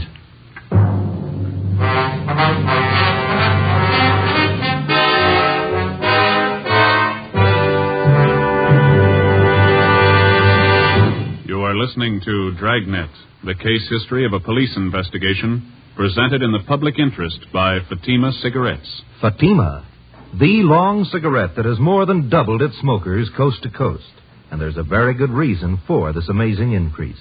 Men and women everywhere are finding out it's wise to smoke extra mild Fatima. I agree, says Lee Silva, news reporter. I agree, says Jean Matson, airline stewardess. I agree, says Mike Charters, attorney at law. I agree, says Bab Beckwith, fashion stylist. Yes, all agree. It's wise to smoke extra mild Fatima. So, enjoy extra mild Fatima yourself. The king-size cigarette, which contains the finest Turkish and domestic tobaccos, superbly blended to make it extra mild. You will prefer Fatima's much different, much better flavor and aroma. You will agree. It's wise to smoke extra mild Fatima. It's wise to smoke extra mild Fatima. Best of all, long cigarettes.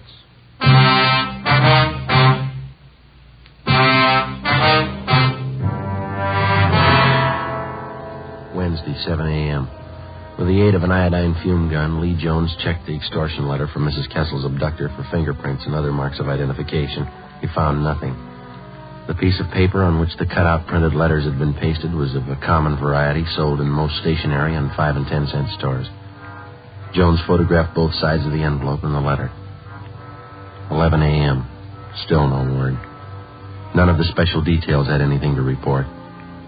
At 1:45 p.m., another letter was delivered to the house. The envelope was open, the letter removed carefully and pinned down at the corners. It's put together the same as the last one. Yeah. Tonight, 11 o'clock. Come alone, your car. Tell police I kill her. Is there more, Friday? Yeah. Drive corner Lakeshore, Charter Street. Wrap money brown paper. Small bills. Come alone, your car. Put package by fireplug, then leave. Tell police and I kill her.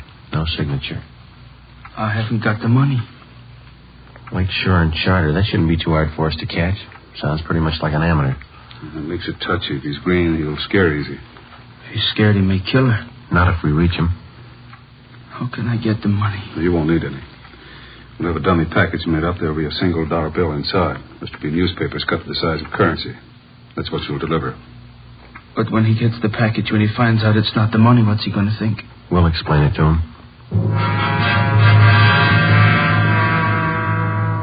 Starting at 10 o'clock that night, more than a dozen cars from the Detective Bureau circled the area around Lakeside Avenue and Charter Street, keeping a distance ranging from 3/4 to a full mile away so as not to scare off the abductor. Some of the cars were parked in service stations, some in private driveways. The neighborhood was located in the heart of a new veterans housing project. For a full 5 blocks in either direction, there were no buildings of any kind where we could keep an eye on the package of fake ransom money. The owner of one of the completed houses nearest the spot on Charter Street was contacted, and he agreed to let us use his home as a lookout point for the stakeout that night. 9 p.m. Ben and I took up our positions on the roof of the lookout house. We were equipped with 2 pair of night binoculars and a walkie-talkie. I could think of a few other places I'd rather spend the night. How well can you see that intersection from here? Comes in fine with these binoculars. The guy shows we ought to see him. Yeah, I better check with the captain again. What time you got? 9:25. Where's the skipper parked? Private driveway near Charter and Hayward. Friday to 105K. Friday to 105K. Come in. Yeah, Joe. Go ahead. Got a clear view of the intersection. Nothing yet outside of cramped legs. You reading me okay? Yeah, Joe. Fine. Over. Roger. Standing by. Sure lucky my kid can't see me now. Why? He'd never understand. Why should his father be sitting on top of somebody's roof late at night? He'd never get it. We waited. 10 o'clock came, 10:30. At exactly 11 p.m., as we watched through our night binoculars, we saw Professor Kessel drive up to the designated location 5 blocks away, place the fake package of ransom money by the fire hydrant near the intersection, and then drive away. 11:30, we waited. Midnight. 2 a.m., nothing happened. The package was still lying by the fire hydrant, undisturbed. Captain Steed checked with us periodically on the walkie-talkie. At 3:30 a.m., we were still waiting. At a few minutes past 6 a.m., Professor Kessel was directed to return to the intersection, pick up the package, and drive back to his home. His wife's abductor had failed to show. Maybe the suspect had sensed a trap. Maybe he had no idea of showing up in the first place. Maybe Mrs. Kessel was dead. We didn't know. 10 a.m., Thursday. No further contact from the abductor. A special detail from Homicide, including Ben and I, were ordered on a door-to-door canvass of the general area around Lakeside Avenue and Charter Street. After 7 hours of ringing doorbells and asking questions, we came across a Mr. Harold Olander, one of the longtime residents of the Silver Lake area. We showed him the general description of Mrs. Kessel's abductor. Yeah, that could be Thompson. Don't know for sure, though. Where did you see this Thompson, Mr. Olander? Oh, I saw him lots of times. He rents that cottage of mine down the street there. You see? The white one? Mm-hmm. Does this Thompson have a car? Thompson? Yeah, new one. I wonder if you could describe it. Chevrolet. Nice looking. Blue color, I think. Could be, Joe. Is Thompson in the house now, Mr. Olander? Nope. Saw him drive away early this morning. I can show you the house if it's official police business. It is. Well, come on, then. I got the key right there. Cottage is just down the block there. See the one I mean? The white one? Yes, sir. How long's Thompson been in the house? 2 weeks tomorrow. You noticed anything unusual about him? Nothing special. Comes and goes at odd hours. Then a lot of people do. I don't pry. Sit out right here. Does he usually keep all the blinds drawn? Yeah, now that you mention it. A lot of people do, I guess.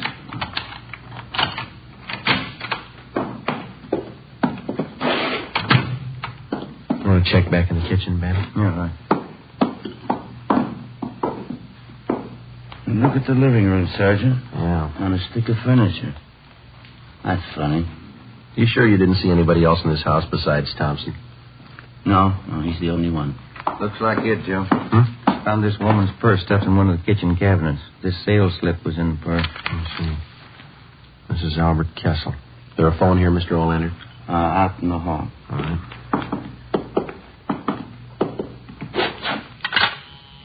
Is it still connected? Yeah. Joe, I'll check back in the bedroom while you're phoning. Right, Ben. No, you better stay with me, Mr. Olander, if you will. Oh, all right. City Hall. Homicide. Homicide? You any idea where this Thompson is now, Mr. Olander? No, he comes and goes. I don't like to pry.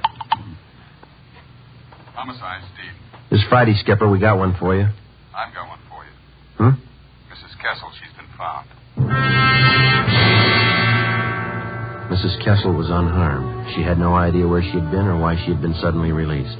All additional information which she could furnish on the suspect was immediately relayed to the entire state in an APB. 2 hours later, at a neighborhood garage Thompson patronized, we got his license number.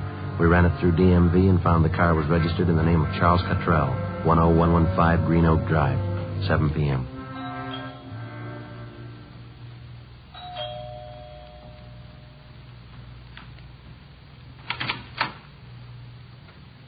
Yes?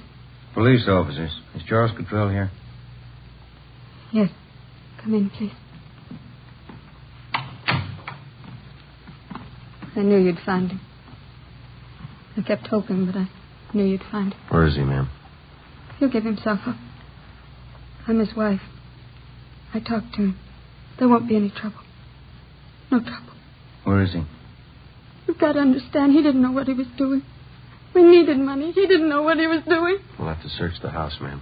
Charlie! Charlie, come downstairs! Come down!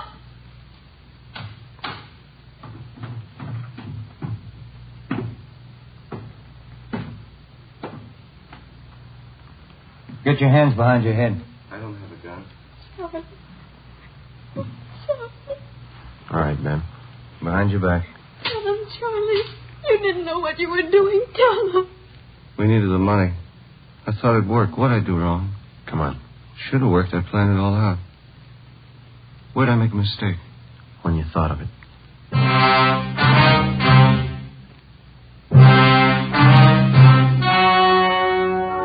The story you have just heard was true.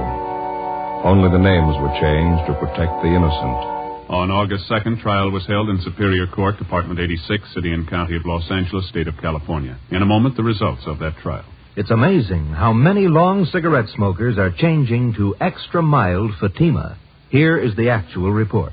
From coast to coast, extra mild Fatima has more than doubled its smokers. Yes, more and more smokers every day are discovering that Fatima is the king-size cigarette that is extra mild. Extra mild because it contains the finest Turkish and domestic tobaccos superbly blended to make it extra mild, to give it a much different, much better flavor and aroma. Enjoy extra mild Fatima yourself.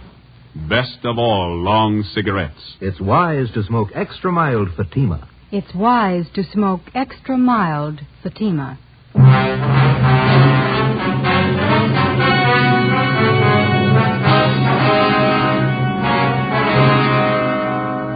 Charles Cottrell was tried and convicted of kidnapping and received the sentence as prescribed by law. He is now serving his term in the state penitentiary.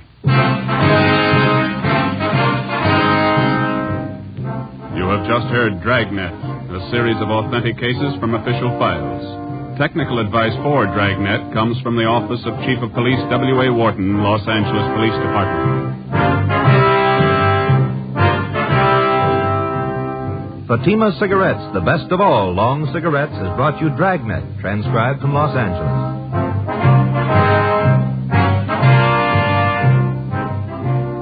Next, here's Sarah Berner in Sarah's Private Caper on NBC.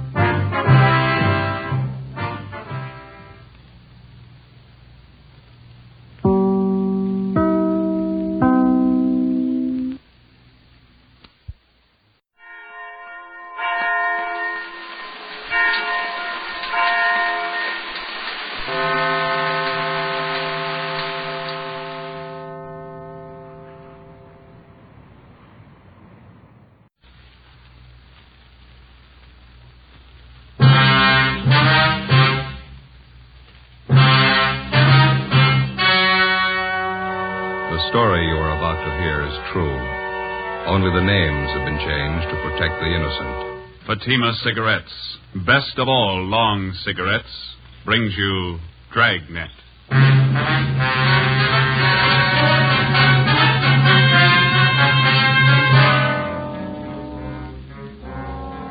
You're a detective sergeant. You're assigned to hit-and-run felony detail. A dead body is found in the streets in the early hours of the morning. There's only one clue, a set of skid marks on the pavement. Your job, find the killer. If you want a long cigarette, smoke the best of all long cigarettes. Smoke extra mild Fatima. Yes, Fatima is the king-size cigarette which contains the finest Turkish and domestic tobaccos superbly blended to make it extra mild, to give Fatima a much different, much better flavor and aroma than any other long cigarette. That's why Fatima has more than doubled its smokers coast to coast. Enjoy extra mild Fatima yourself. Best of all long cigarettes. It's wise to smoke extra mild Fatima. It's wise to smoke extra mild Fatima.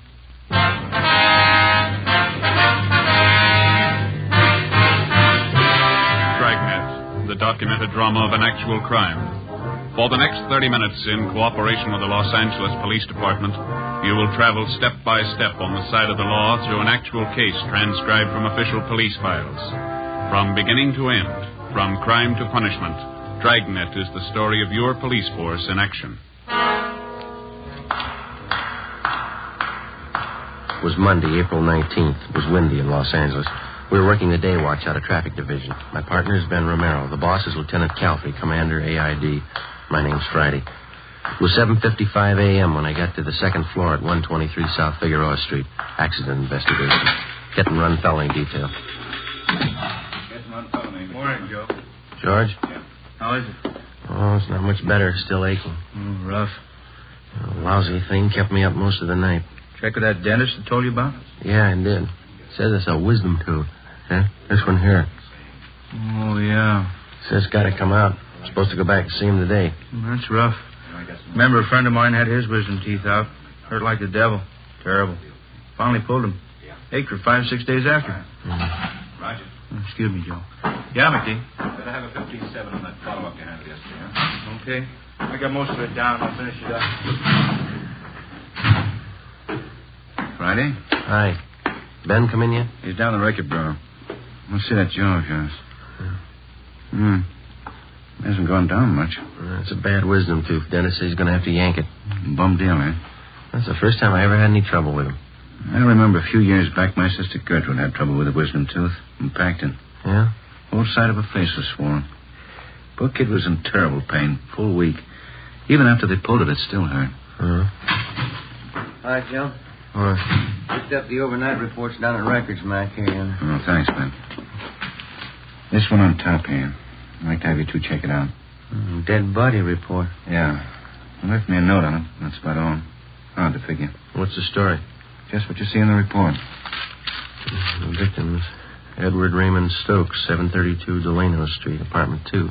His body was found in the gutter near 63rd and Vermont, 3 o'clock this morning. No witnesses. Only one piece of evidence. Yeah, see, they got it listed here. Skid marks near the body. Is that all? That's it. Apparent hit and run. Where's the body, man? Neighborhood mortuary out there. Emerald Hills Funeral Home. One of the deputy coroners handled the body. A fellow named Joe Larimore. Anybody claim it yet? No. Okay. Ben, you ready? Yeah, let's go. We'll check you later, man. Yeah. If you need any help, I've got McClendon and Rogers on hand. Right. How do we manage to draw all the choice ones? I don't know. Skid marks and a dead body. Yeah. Oh, say, I almost forgot. How's your jaw? Oh, it still hurts. Oh, it's tough. Yeah, still swollen. Mm-hmm. What did Dennis say? Wisdom tooth. Oh, miserable. Yeah. Wife had the same thing a couple of years back. Dennis tried to yank the tooth and it broke right in two. Finally got it out. That's good. Funny thing about wisdom teeth. What's that? After they pull them. Hurts for 5-6 days.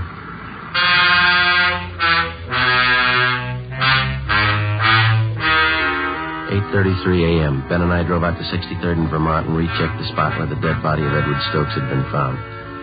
According to the report, the body was found 2 feet west of the easterly curb and 32 north of 63rd Street on Vermont. We examined the skid marks. They showed definite signs of being a lot older than 24 hours. The consistency of the rubber was weak, and there were heavy dirt smudges over them, indicating more wear than they could have possibly had since the estimated time of the victim's death. We got back in the car and drove to the Emerald Hills Funeral Home at Vernon and Denver Avenue. Sure is rotten weather for April, huh? Yeah. These funeral homes, you ever notice it? What's that? Why do they always put awnings over the windows? They never open drape. I don't know. Come on.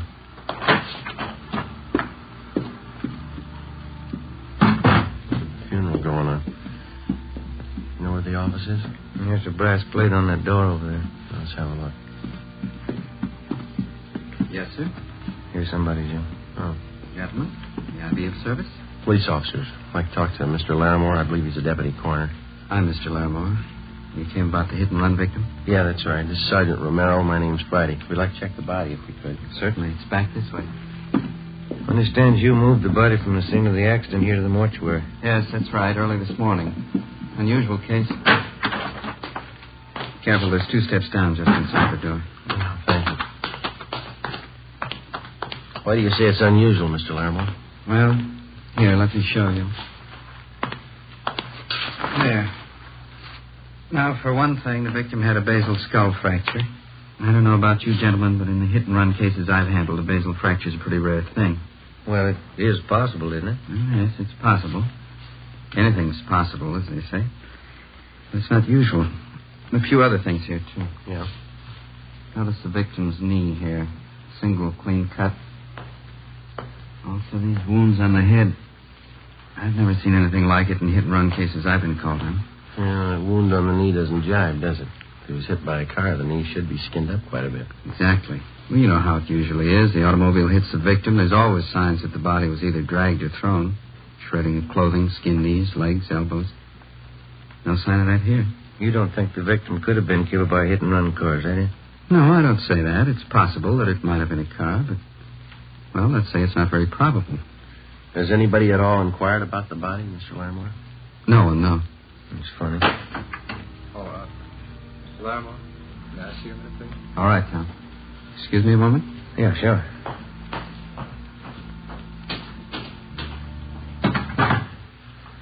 Well, yeah. Where do we start? I don't know. Maybe we won't have to. Another lead like this, and we can turn it over to homicide. Sergeant? Yeah? There's a young lady in the lobby. Yeah? She wants to claim the body. The girl was shown the body. She identified it as that of Edward Raymond Stokes. She gave her name as Marion Fuller, the victim's common-law wife. After she recovered from her shock, she asked if she might sit down for a while and rest. We took her into one of the offices in the mortuary, and Ben got her a glass of water. She told us that she had last seen Stokes alive at about 1 a.m. that morning. They'd been drinking together at a neighborhood bar on Vermont Avenue between 63rd and 64th Streets, half a block from where the victim's body had been found sprawled in the gutter. Why don't you sit down over there, Miss Fuller? Thanks. How long did you know Edward Stokes, Miss Fuller? About 6 years. On and off. We've been together pretty much the last couple of years, though. Oh, my head. Would you mind telling us exactly what happened while you were with Stokes last night? Everything you can remember? I can't think. This headache's killing me. I wish you'd try, Miss Fuller. It's important. Well, Eddie and I had dinner together at the Spanish Oven, place down on South Fig. That was about 7:45. Then we drove out to the Brown Barrel on Vermont, the bar I told you about. Yeah. Eddie and I go there most of the time. We stayed there and drank, played a little shuffleboard. Oh. Yeah, go ahead. Oh, we stayed too long. Drank a little too much. I started talking to this fella next to me, and he got sore. Always got jealous when he was drunk. Poor Eddie. Did Eddie fight with this other man, Miss Fuller? No, I stopped him. That made Eddie mad. He never could drink right. He always wanted to pick a fight. Who was the other man, you remember? No, I don't. I guess I had a lot to drink, too. He was just some guy at the bar. His headache. Well, it's not going to take much longer. Just a few more questions. That organ's getting on my nerves. What happened after you broke up the argument between Stokes and the other man? Oh, nothing. We stayed in the bar. Eddie played shuffleboard most of the time. I was in one of the booths drinking. Yeah? Around 1 o'clock, I started feeling sick, so I went outside and sat in the car. I guess I passed out there. In your car? No. I guess it belonged to one of the fellows in the bar. I passed out, and that's all I can remember. Did you sleep in the car all night? No. I guess whoever owned it drove me home. Well, how'd they know where you lived? It must have been one of her friends. I don't know. I don't remember anything till this morning. They phoned me up and said Eddie was dead. Who phoned you, Miss Fuller? One of our friends. I don't remember. I had a rotten headache. Well, you can do better than that. I tell you, I don't remember. They phoned and told me Eddie was dead. Somebody ran Eddie down. All right. Where are we going? Downtown. We'll have a stenographer take your statement. Oh, I've got a terrible hangover. I've never had one as bad as this. Neither has Eddie. Let's go.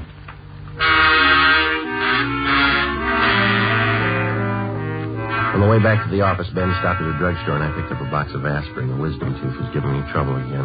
The clerk at the soda fountain fixed something for Marion Fuller's hangover. When we got her back to the office, we questioned her for more than an hour, but she gave us only one additional piece of information. The victim, Eddie Stokes, had been married before and divorced.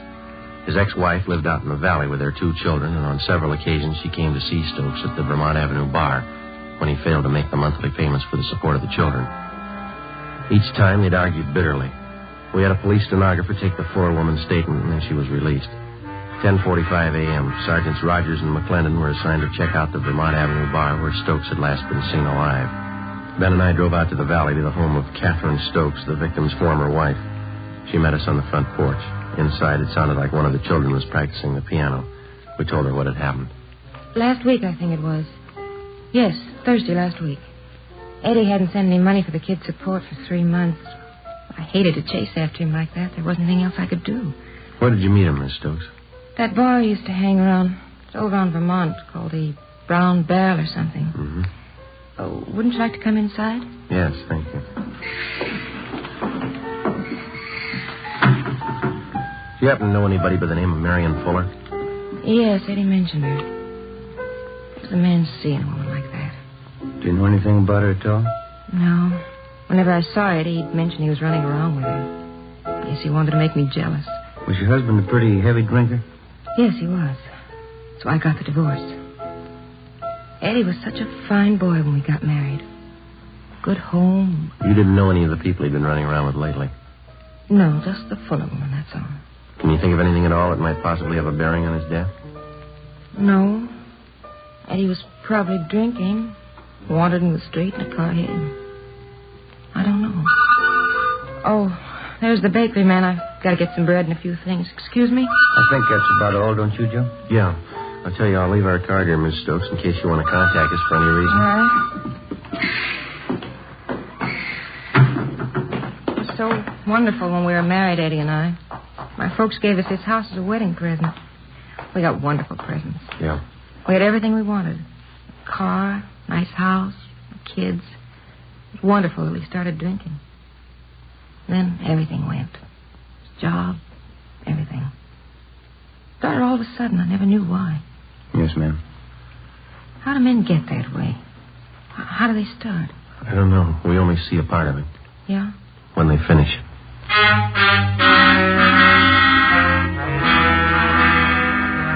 12 noon. Ben and I drove back into town to Vermont and 63rd Street for a meet with Sergeants Rogers and McClendon.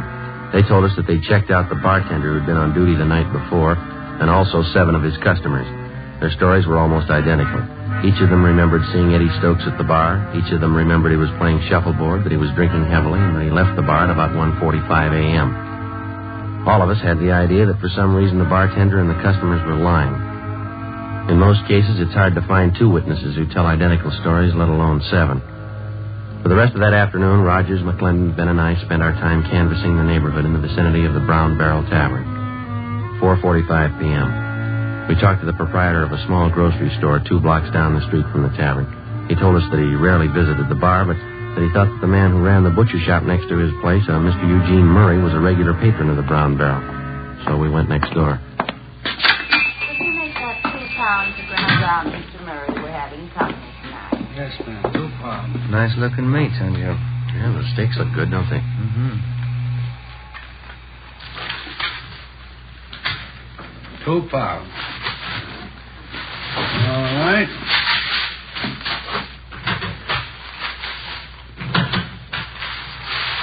Anything else now, Mrs. Gidney? Got some nice fresh kidneys today. No, George won't touch kidneys. That'll be all. You put it on the bill, won't you, Mr. Murray? Yes, ma'am.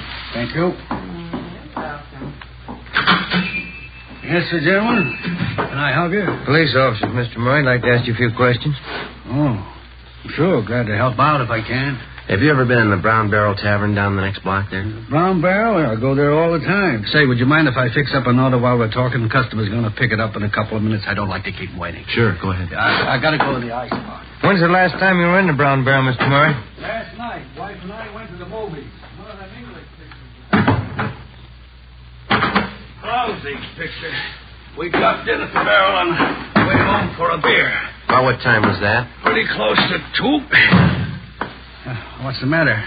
Some kind of trouble? Did you notice anything unusual while you were in there? Anybody fighting or arguing? No, we were only in there a couple of minutes, but now that you mention it, there was something funny happen. What was that? Well, the bartender, Carl, and a half dozen of the neighborhood gang were back in one of the booths talking together. They seemed kind of nervous. None of them seemed to be having a good time. Yeah. The wife and I yelled hello at them, but they kind of gave us a go-by. Then this drunk came up to us. Say, officer, would you reach that knife for me? Which one? That one. Oh, yeah. Here you are. Yeah, thanks. Go ahead. Yeah, well, this drunk came up to us and whispers to me, say, you better get out of here. There's been a fight. Hey, isn't that a beautiful piece of meat? Well, I didn't pay much attention to him. He was pretty drunk, could hardly understand him. I guess they have a lot of fights in there anyway. Is that all he told you? There'd been a fight? Yeah, that time. But he came back a couple of minutes later and whispered the same thing. You better get out. There's been a fight, he said. The wife and I just laughed at him. Mm-hmm. He said, I know all about it. A guy's been murdered.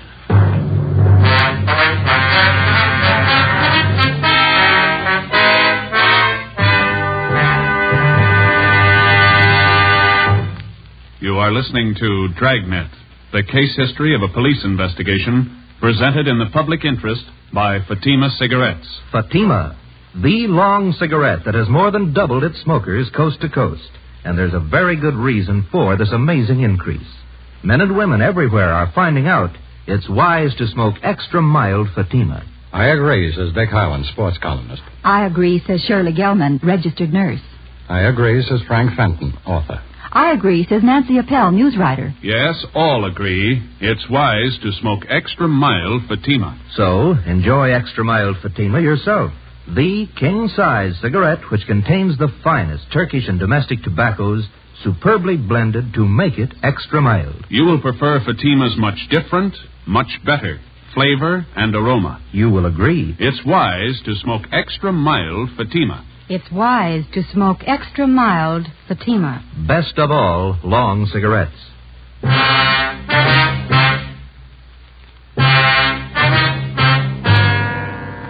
6 p.m. Ben and I went back to homicide to turn the case over to them. They asked us to handle the investigation for another day because they were short of men at the moment and because there was still a big doubt as to whether or not Eddie Stokes had really been murdered. Actually, the only solid lead we had was the second-hand testimony of a drunken witness, that and the deputy coroner's doubts that Stokes was actually the victim of a hit-and-run. Mr. Murray, the butcher, didn't know the name of the man who told him that there'd been a murder, and he could give us only a meager description. We brought Marion Fuller back in and re-questioned her. She stuck to her story. She didn't remember anything. She was released again. Looked like we were in for a long night. We went across the street for a bowl of soup and a sandwich, and when we got back, Ben called his wife and told her he'd be working late. I called my mother. Working late again? Oh, Joseph. How's your tooth feeling? Well, it's a little better, Ma. It's still pretty tender. I'm going to go to the dentist tomorrow. Yes, you've got to have that attended to right away. Bad teeth can poison your whole system. You be sure and see that dentist. Is he a good one? Yeah, he's okay. One of the fellas down there told me about him. I'll see you a little later, huh? Don't wait up.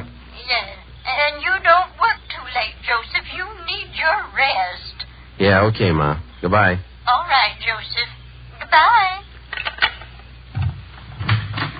Joe. Yeah?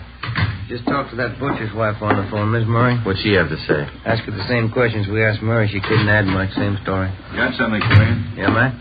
Rogers and McClendon just called in. They're still out at that bar. Yeah? Finally got somebody to talk a little. What'd they get? The bar boy out there. He says there was a fight happened about 1:30. Doesn't remember who was fighting.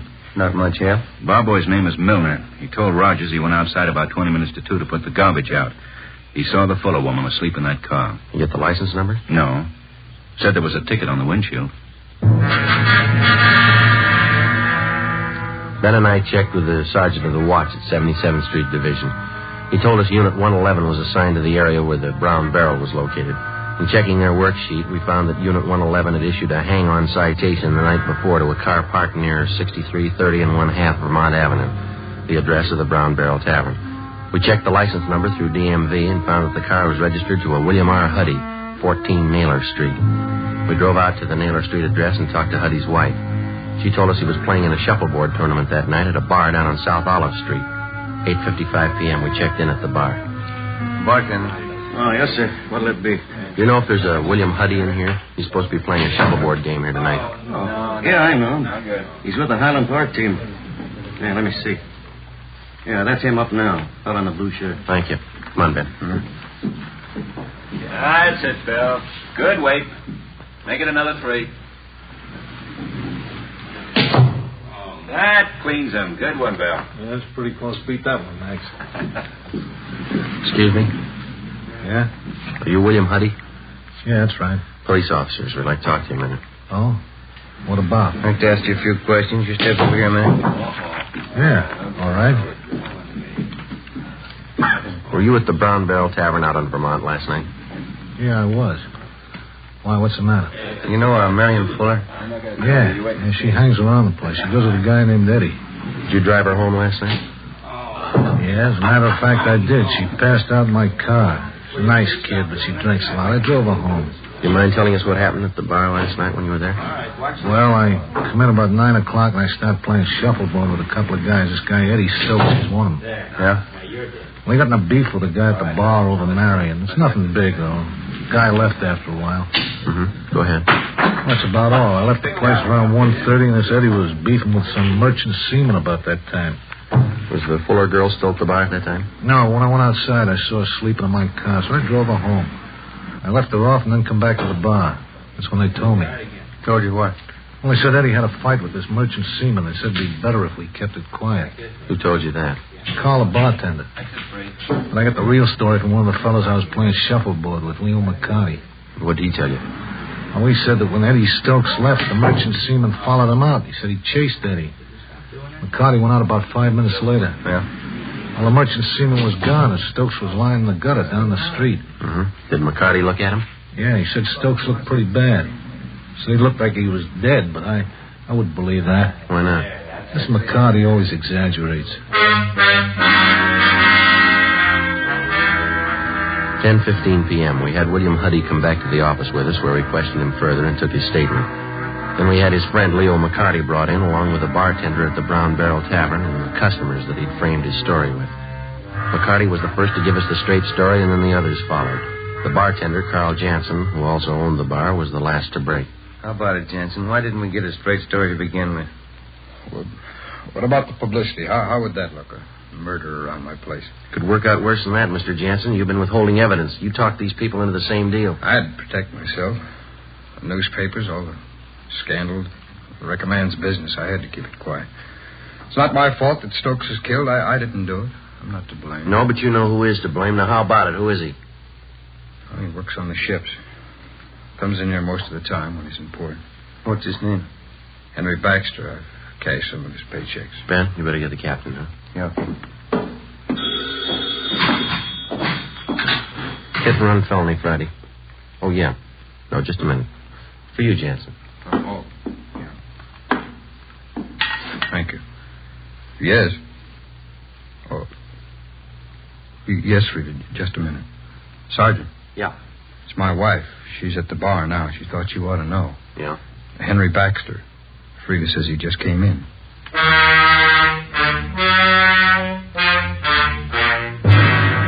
I talked to Jansen's wife and told her to delay Baxter as long as possible without arousing his suspicions. 11:25 p.m. Ben and I and Mr. Jansen, along with Rogers and McClendon, drove out to the Brown Barrel Tavern on Vermont. When we got there, Baxter was gone. Mrs. Jansen told us he was pretty drunk by the time he left the bar. She'd watched him go down one block, cross the street, and then enter a small nightclub on the opposite side called the Pink Shamrock. She'd been keeping an eye on the place, and as far as she knew, Baxter was still inside. We went down the street to the nightclub. Rogers and McClendon covered the back entrance. We got inside in the middle of a floor show. A blonde was doing some kind of a dance. Can you spot him, Mr. Jansen? No, I don't see him yet. How about over on this side, back in the corner there? No, he's not there. It's so dark in here, I can't see too well. There's the rear exit to the place. He could have slipped out that way. Gentlemen, like to have your picture taken? Souvenir photograph? No, thanks. Maybe we better check with the waiter, Ben. Sergeant, just a minute. That man over there at that table. Where? Yeah, I'm almost positive. Where? Right there, next to that pillar. Just behind it, you see. Yeah, that's him. All right. Come on, Ben. You stay right here, Mr. Jansen. You bet. Waiter. Hey, waiter. Another Coke high. You waiter? Another Coke high. Your name Henry Baxter? Yeah, that's right. What? Police officers like to talk to you. Yeah? Well, down. Outside. Outside nothing. Can't see a show. Let's go outside. Come on, Baxter. Hey, wait a minute. What's the beef, anyway? You know what the beef is. Sure, I know what the beef is. Come on, let's go. lousy punk Eddie Stokes trying to give me a bad time. Now he knows what a bad time is. Come on. Lousy punk Stokes. I showed him how it's done. Keep your voice down. I slugged him. Pounded his head on the curb. He was drunk. He never knew what happened. Come on, outside. Hey, everybody, I killed Eddie Stokes. I killed him.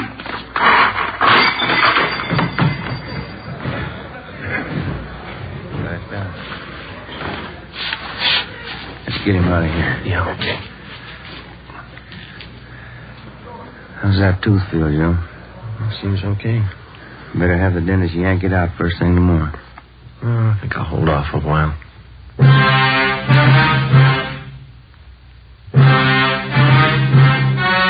The story you have just heard was true.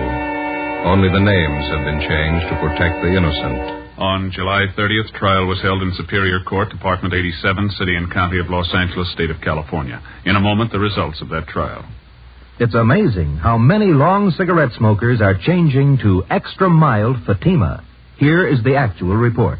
From coast to coast, Extra Mild Fatima has more than doubled its smokers. Yes, more and more smokers every day are discovering that Fatima is the king-size cigarette that is extra mild. Extra mild because it contains the finest Turkish and domestic tobaccos superbly blended to make it extra mild, to give it a much different, much better flavor and aroma. Enjoy extra mild Fatima yourself. Best of all long cigarettes. It's wise to smoke extra mild Fatima. It's wise to smoke extra mild Fatima.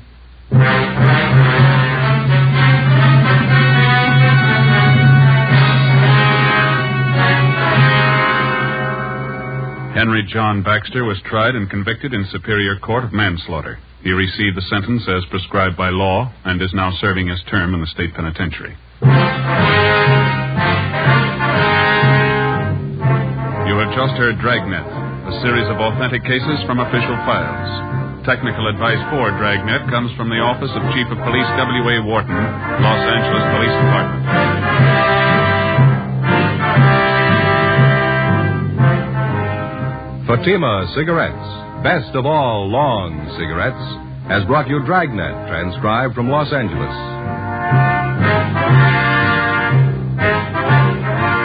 Sarah Berner stars in Sarah's Private Caper next on NBC.